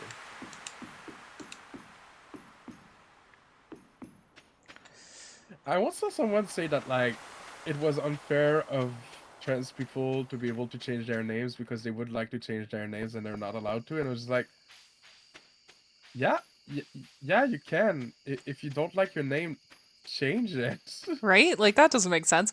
I actually one of my major opinions is that everyone should get a change your name for free card for when they're 18 because that whole thing of your name is a gift your parents give you to because you couldn't communicate or speak or choose it for yourself when you were first born, and it's something that you should be able to change later on. But most places, like in Canada, you have to pay a whole bunch of money and Oh my go god, through like yeah. a whole court process and everything like that. When it should be at the very least. I understand not doing it like a bunch of times in a row, but like let people do it at least once in their life. Like get a change your name once free Oh my, oh at my any god, am I point. going to be able to deposit the bug meat before the day ends? Oof, maybe not. Yeah, you're right. I agree with you. I think everybody should have a name change for free and a gender marker name change for free too. All of that should be you should be able to do it for free Fuck. because I went through trying to change my name at one point, and like I had to pay a notary like $50 and I had to like go through this whole thing, and I ended up not even Mhm. being able to change my name. And because you had to it was on like a timeline that you had to get all the things done, so it's not set up for neurodivergent people to be able to do it very easily. Do you want to do Well, one I more day? tried. Yeah. Okay. Oh, it's winter. Also, I tried. Like, I'm so sad. Uh, I was almost done with like the special request, which, by the way, special request gives you like special recipes and such. And I was like, yes, I'm going to do it. I have all the items, and then just flopped. So close to uh, depositing it. Used to someone change their name like every few months because they're so easy in the UK. Nice. Yeah, I mean, that whole idea that like your name is a gift and you have to respect your parents, things like that. A lot of people are just fine with their name and that's okay, but like it shouldn't be a thing that's forced on people. Like, you're too young Oh to. god. I had a family member that contacted me um, when she found out that I wanted to change my last name. Mm-hmm. She contacted me and told me it was offensive to the family. Oh my And god. like told me off in this email. And I'm like, you. Also, we're very silly. We forgot to cut off all the grass before winter. Oh no. Oh no. uh, Okay. All right. Do you mind if I start moving some buildings around? Go right ahead. Okay. Oh wait, the grass no longer disappears in the winter. Apparently, we can just cut it. Oh, that's good. Oh, thank you for adding that to the game. But yeah, I thought it was ridiculous that she went off on me about that. And then I also pointed out to her that for like I'm not actually religious, but I am Jewish, and there was a reason why I needed to change my last name that was religious, and I was like, so you're disrespecting me actually by coming at me about this instead of respecting my choice. I don't think that family member would have understood the genderness of it all either. Mm. None of my family's very good at that. I'm like trying not to like directly call people out by saying who was related to me in what way, but I have a direct family member that misgenders me constantly, and did so in my mother's obituary recently, actually. Oh my god. Yeah, dead named me and misgendered me and everything in my mother's obituary. After waiting 3 days after she died to tell me she died, by the way. Oh my god. Yeah. That is just so fucking like disrespectful and gross. Yep.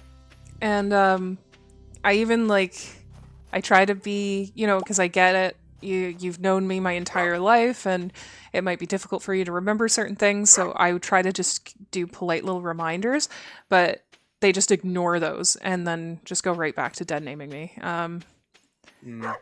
Yeah, I dealt with a lot of stuff to do. Like I started using my Hebrew name when I was in middle school, because my mom used to always call me by my Hebrew name, and I preferred it because it was a gender neutral name, and so I really liked it and started going with that, and it apparently really pissed people off. And I used to have to deal with the fact that when I was in school, they'd call one name, which was like a super hyper feminine name, and I would correct them and say I actually go by this other name, which would be my gender neutral name.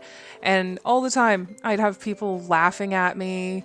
I had a group of girls like make fun of me on the first day of school, where they were like, I said that I went by this other name, and they all started laughing. And when their names were called, they chose random names that they said, like if their name was Jessica, they're like, I actually prefer Ashley. And then they were all giggling. And I'm like, that's really stupid. Why would you why would you focus on that? Yeah. People are ridiculous. Yeah. If I had that Listen, free name change thing, I would have been able to change my name back then. That is somebody in my chat. That's when you start checking people.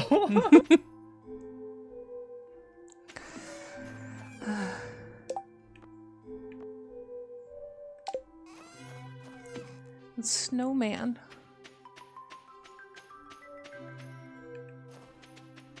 Alright, I am trying to figure out where I want the house to be.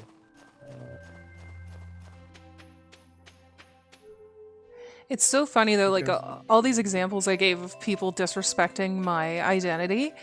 It's like, what did my identity have to do with them in any way? Like, what agree. was even the purpose of being such assholes about it? Yeah. Like, it made no sense. Like, you really are such a boring person that you have to focus on someone else's identity to have anything to talk about. Like, Yeah, absolutely. Fucking gross. yeah. I'm just wandering around looking at the snow and stuff. I don't It's think I've very ever. pretty. Yeah, I don't think I've ever made it to the wintertime in Stardew. I always get stressed out in the fall and, and stuff. Oh, and I think I got a follow. I didn't see who that was. Thank you for the follow. I know.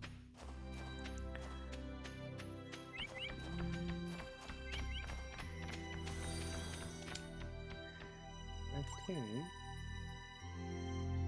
I know I want to move my own houses closer to yours because it's very lonely down here. Oh, I got another follow. I really need to change the color of the text on that because I can't read people's names when it comes up.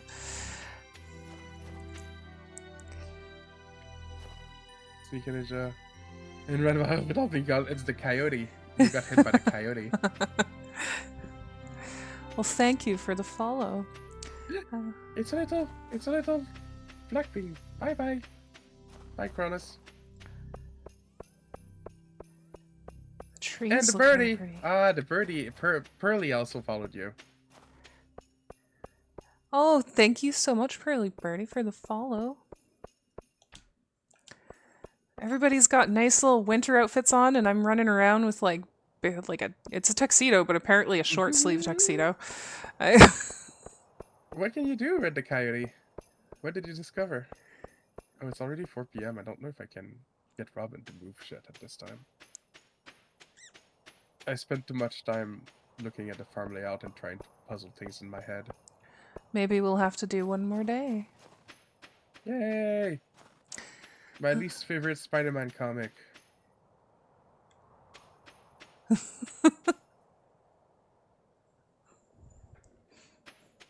And we can't grow anything in the wintertime, right? Except for the melons, I have a couple of seeds. I think I had some too, and over I put them I'm over just here trying somewhere. to. How do I?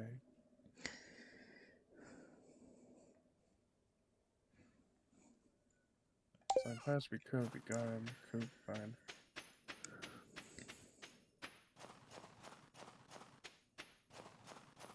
Mm.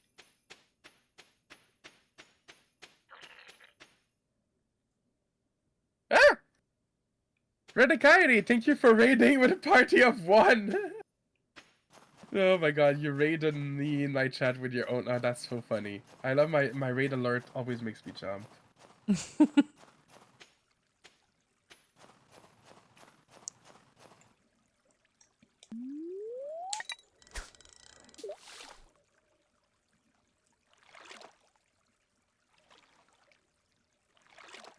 I wonder.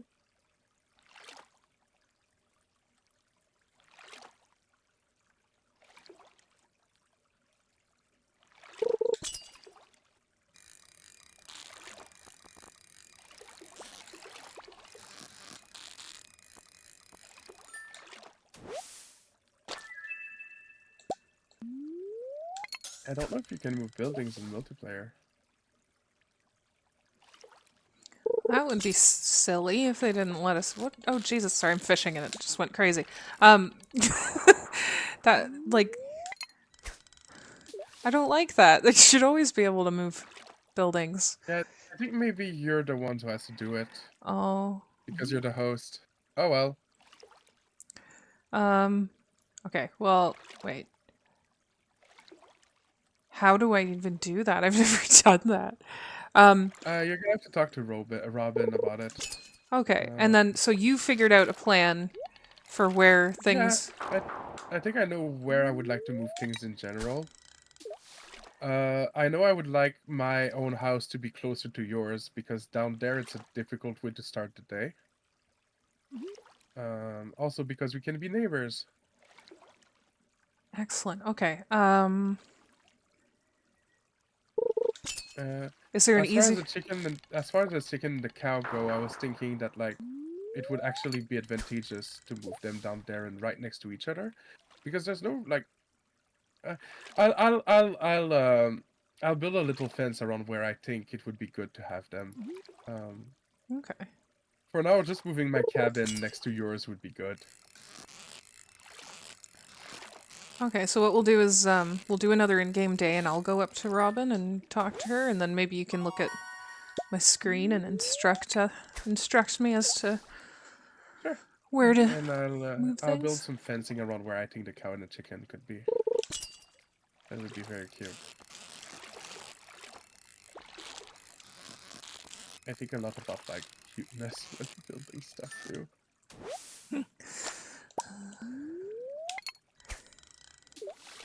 All right.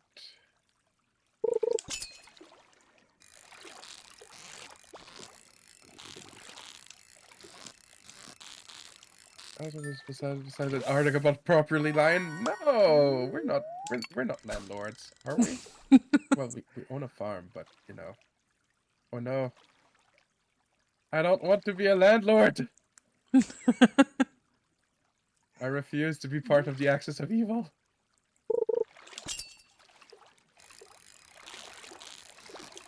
We missed a chance to have a cow named Mutilda.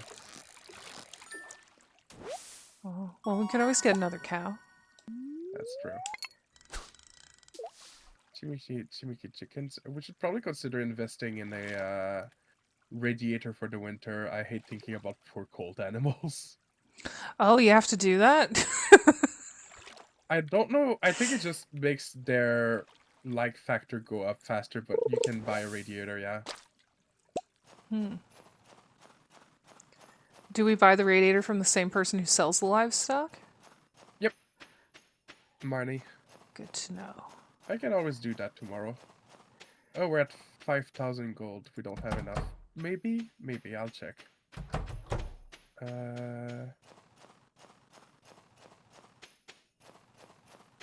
Oh, right. I should probably give you your pick back. Oh, yeah. I'll go get mine tomorrow.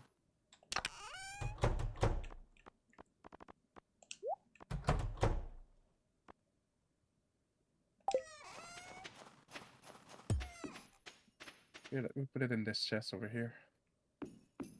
Perfect. I'll pick it up later.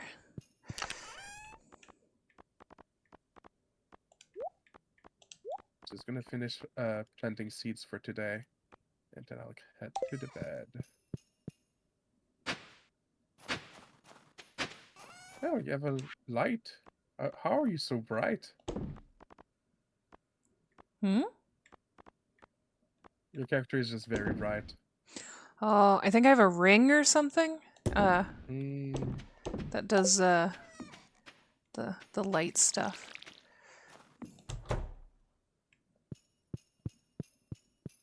A glow ring or something.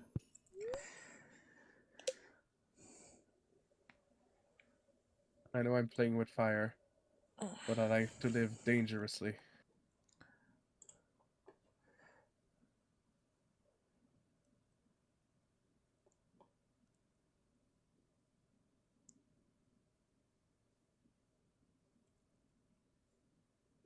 1:40 a.m., but I have watered everything. Also, you're like the closest bed. No! I can't get it! Okay. Whew. I'm back. Foraging.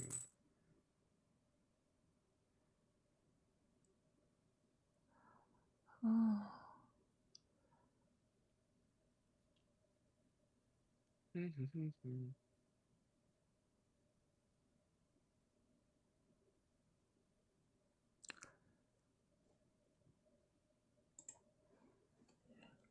All right.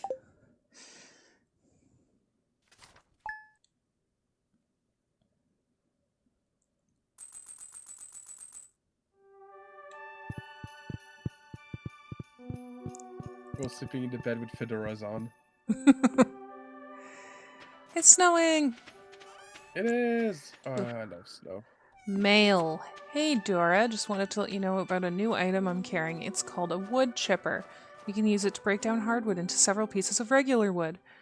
I know wood can be hard to come by in the winter, so if your supply gets low, consider picking one up, Robin.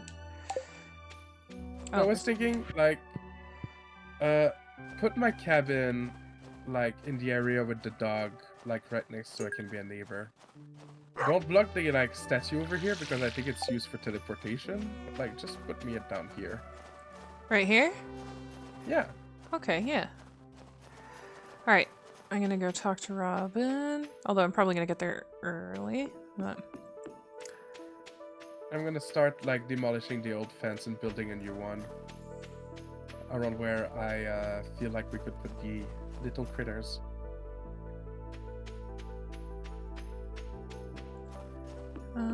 It's too early to talk to Robin, so I'm gonna kind of look around for a minute and forage stuff.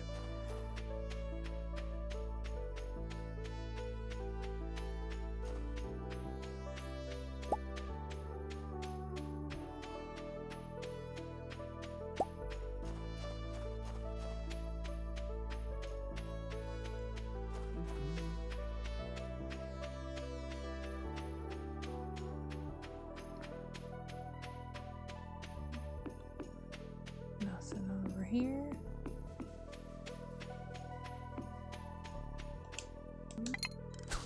Well, I don't know why I just threw my fishing rod that way. Anyways.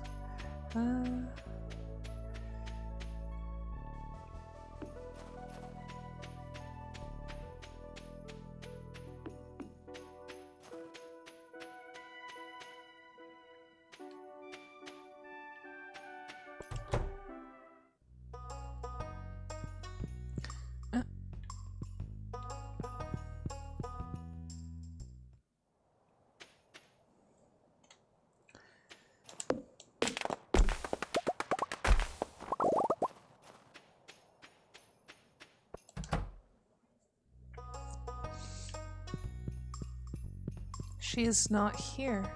Oh, there she is.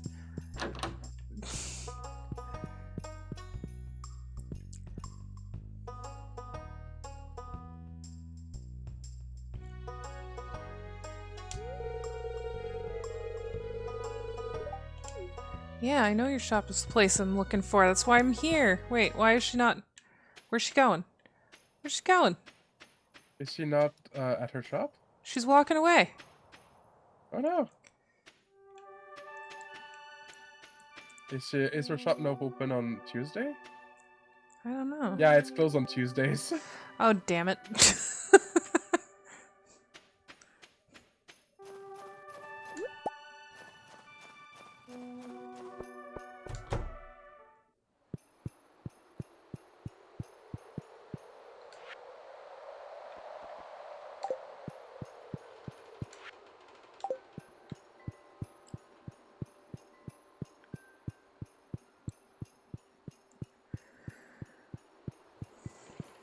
Mm.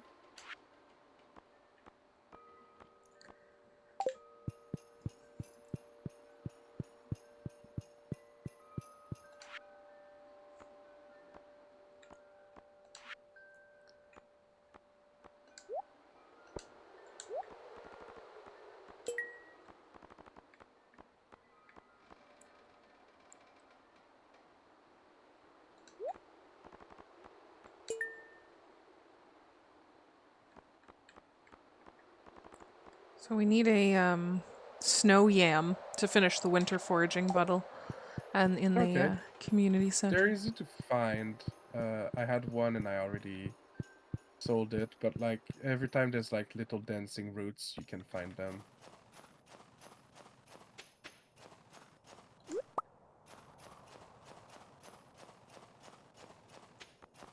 Brainticle, subscribe with Prime to Miss Mandora Greaves. Congrats! You got a little sub. Oh.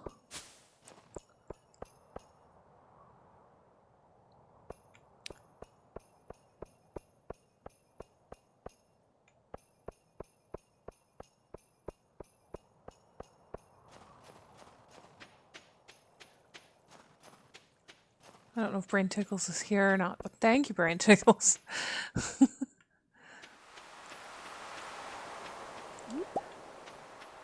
The answer is maybe.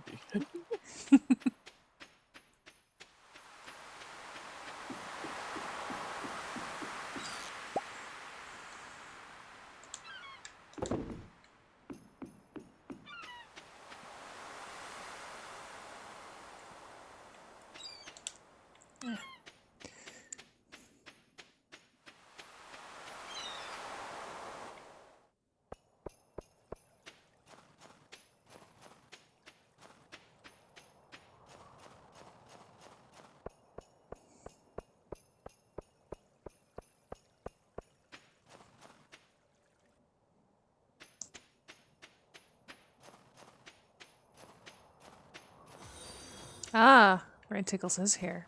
They just changed my gender using crowd control. Yeah.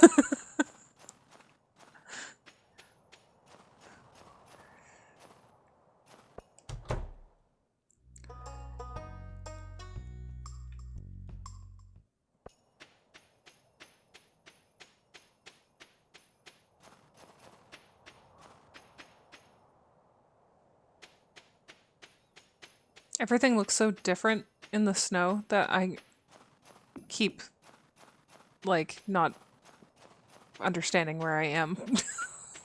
And Mm. then realizing, oh, okay, I know where I am. It's just very different because the snow.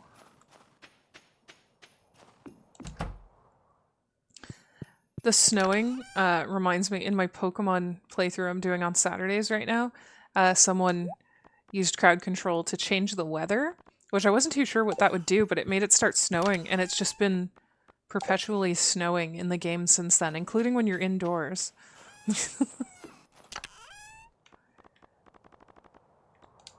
Huh.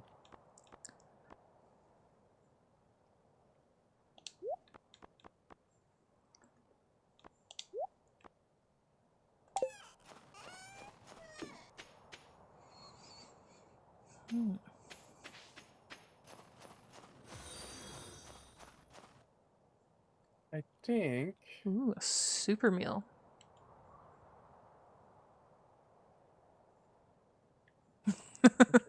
One, two, Yeah, three, as I was four. saying, they just changed my gender. I'm like, that is a very odd sentence to say. No, it's very good, but it belongs outside. Look, if you're cold, they're cold. Bring the snow inside.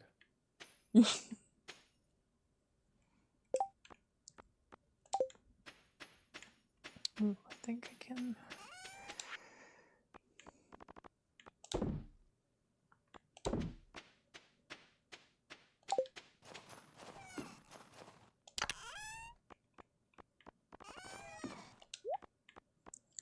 Super meal. Ooh. I'm going to need a lot of wood. Should get my. Grab a pickaxe before I forget.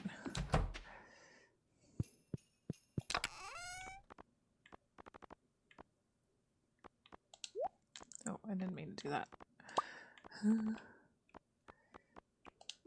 I need to like determine what the size of that barn is. 1, 2, 3, 4, 5, 6, 7. 7 by 1, 2, 3, 4, 7 by 4. So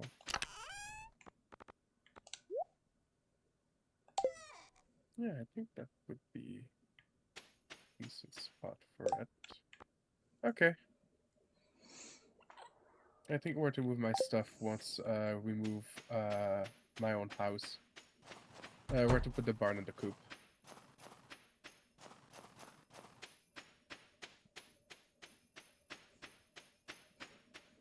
You went to bed already? Oh, yeah, it's a little too early. Uh, I was just gonna. I am fixated on one thing right now, so Hold on. I'm going to. Ooh. Oops. I just wanted to try to fish real quick for a second. Then I'll head back. And then we'll do one more in game day so that we can move stuff around. yeah.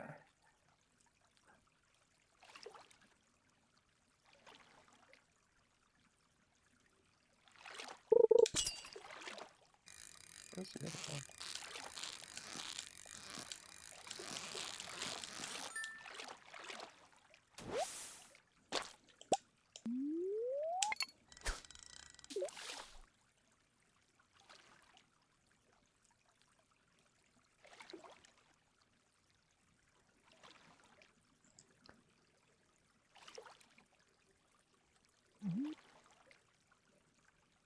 Uh,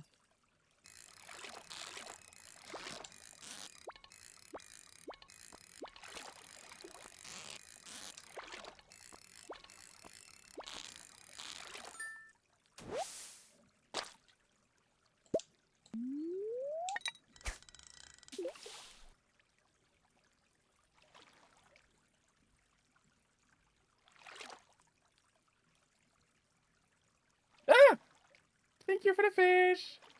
That was a whole shark.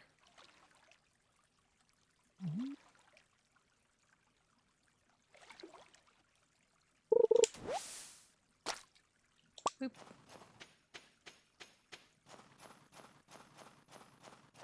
I think that's it.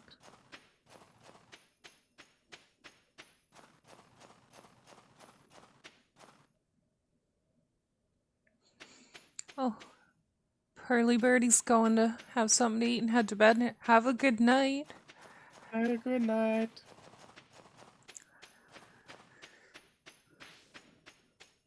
I'm gonna... Okay. Putting my character to bed, and then we can start the next day and move things around. Yeah, just give me a second. I think. Yeah, this is good. 1, 2.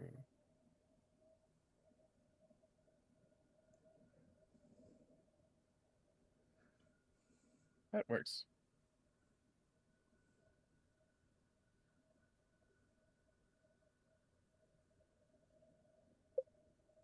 No, I don't remember if I took care of the cows and the chicken. I'm sure they're fine. Nah. Okay. We might have to buy some feed this winter. I don't know how much we collected. I'll check on the silo. Excellent.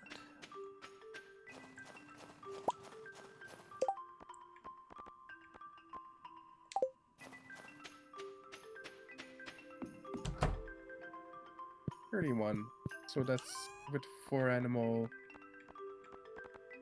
That's not even going to be 10-day, but that's fine. We can buy a little bit this winter.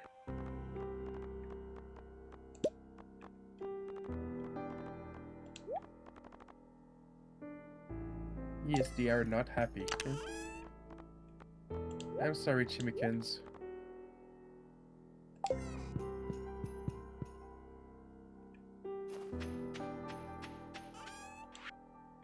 And I'm sorry, little cows. The ADHD did its thing. And hyperfixation.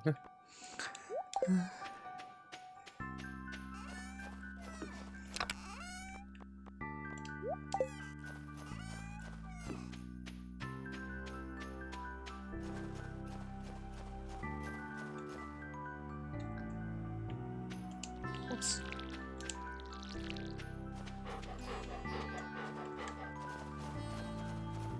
Puppy!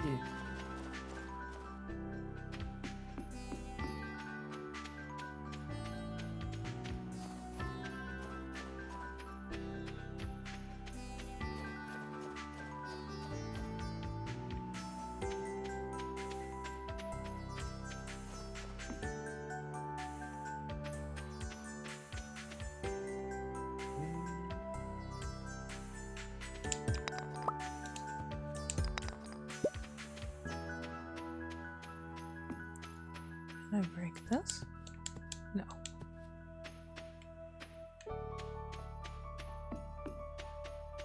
Alright.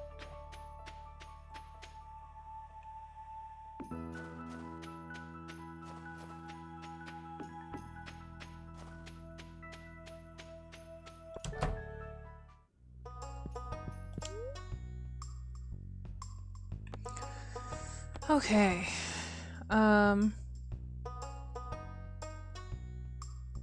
So when I talk to Robin, do I just select construct farm buildings and then it'll give me an option to move stuff? I think so, yes.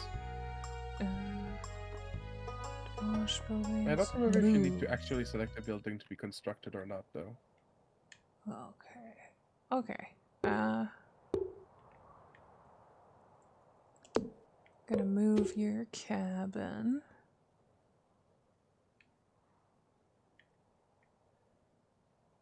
Right.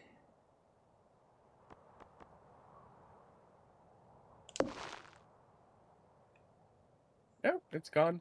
Eh. Did I put it in a good place? Can you see where the cabin is now? Let me see. Yes, that's a good place. I like it. Yay! Okay. Now for the barn and the coop. I wish I could show you If you stand, like, I where. can see you running around the farm. So if you want to stand, Okay, I was thinking put them next to each other, right underneath the little lake here. okay. So move the barn. Can I move? Wait, choose it. Oh wait, it says choose a building to move in now. Oh no, there we go. I'm like, is it just letting me do one building? Okay. So like right here. Yeah, and the coop next to it, but I might have to move that chest. Just give me a second.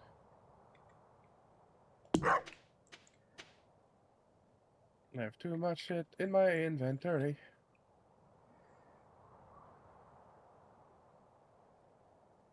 Just gonna put a chest next to my house Boop. and start dumping stuff. And then I'll There. build a little fencing, and then we'll have some water and some grass there. All right. Anything? And that's all the buildings, right? That's all the buildings. All right. Thank you. Yay! Okay, Kinsolate, have to go already. Busy is dumb, but I have to go. Gretchen. Okay, well, thank you for coming in, Brain Tickles. Yeah, it was good to have you, even though you didn't get to interact very much. But we're actually ending soon anyway, so thank Yeah. you for joining us. I think there was somewhere else I wanted to go, and now I forgot.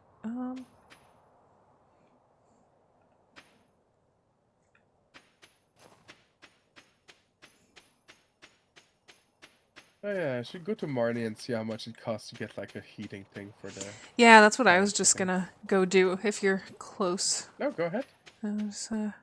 Yeah, because I'm What on does my enough way. for grass? Probably.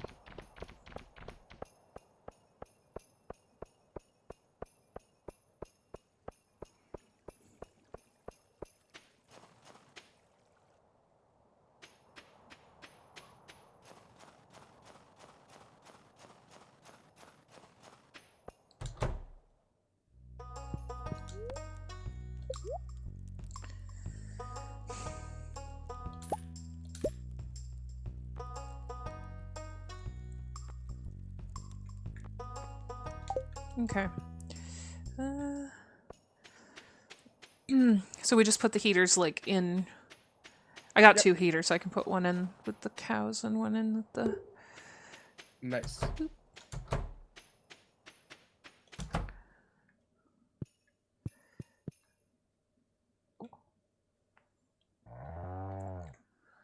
Aw, cows. I love them so much. They are so cute. I know that it won't actually set the hay on fire, but my brain doesn't want to put the heater next to the hay. No, I get that. And then I'm like, I could put it next to the water. I'm like, but then it'll heat up the water, even though it won't really. Uh, there we go. Bark, bark, bark, bark, bark, bark, chickens. Gimme cans.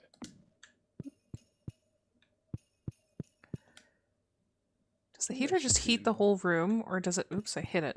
Yeah, it heats the whole room. Excellent. It's not one of those weird things where I have to think about the placement or anything. Nope. Nice. That's a good spot. I like that.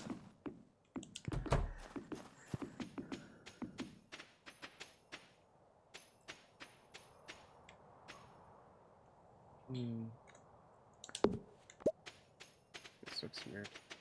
I don't like it.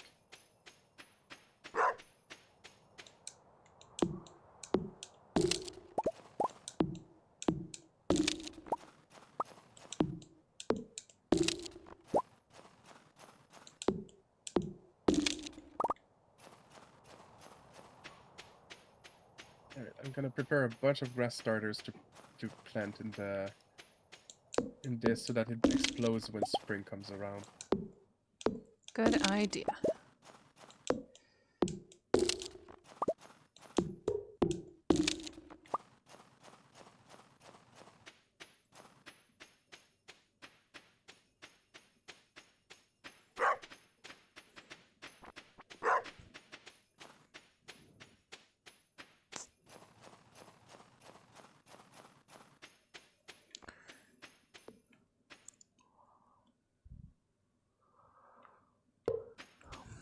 Oh. Did the ADHD thing of thinking, I'm gonna go do this, and then got to the other side of the farm and forgot what it was. Yep, I am familiar.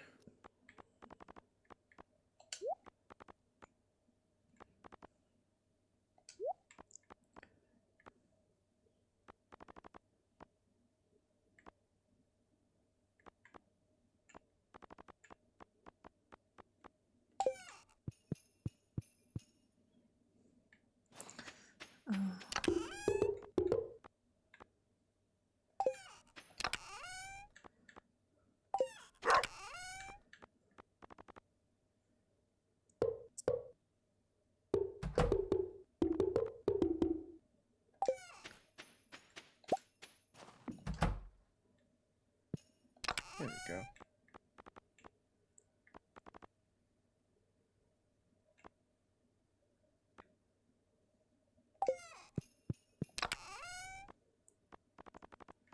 I was looking for my hoe, because I put it in a No. chest like 2 weeks ago and then haven't touched it since. Oh no.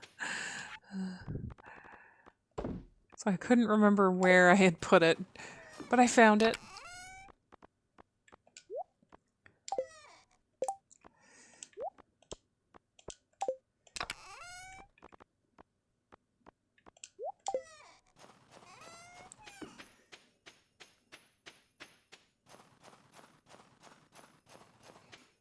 I like when games have that crunchy snow sound under your feet when you run around. I agree. That's really fun.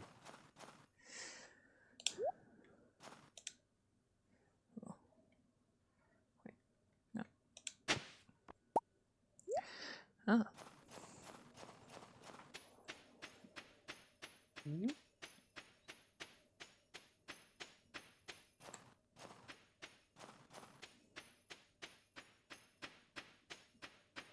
Um,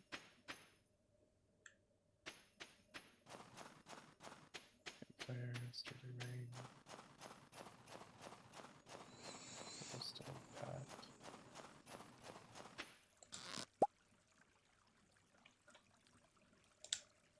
Hmm.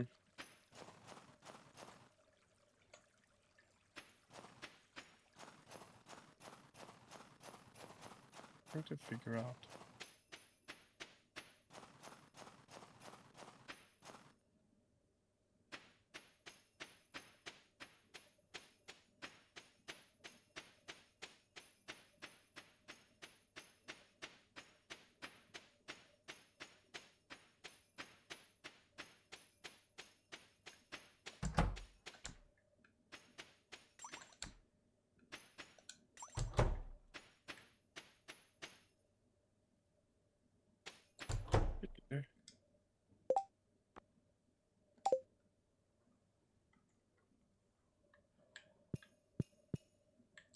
Can I put that? Wait a minute.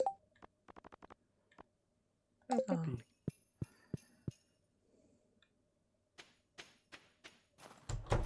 Got excited because I got a chicken statue and I thought it was a statue I could place somewhere, but apparently not. Apparently I gotta take it to the museum or some shit. Yeah, I think you get an actual statue you can place once you do it in the museum. Yeah, I will do it later. I say, and then we'll forget forever.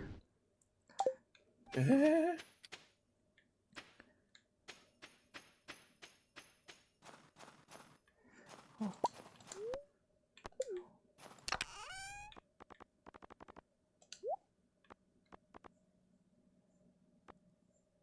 Made cranberry jelly. Wouldn't that just be cranberry sauce?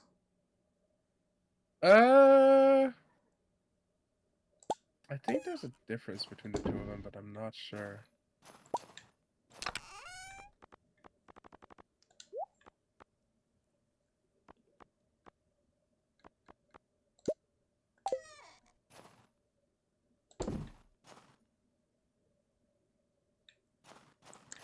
All right. I got distracted by a bunch of stuff, and now I am. Well, it's the last day, so. Yeah, so I think that's going to be all for Okay. this stream. But I've been really enjoying doing the streams together, and so hopefully you Yeah. join me next Monday too. Absolutely. Excellent. And thank you to everybody who's come to watch our stream. And make sure to follow us. And um, I'm going to be streaming next. Well, actually, I don't know if you're streaming tomorrow or not. Or wait, what day Tomorrow, is it? no. We're one day, so tomorrow. Uh, we're gonna stream again on Wednesday. Yes.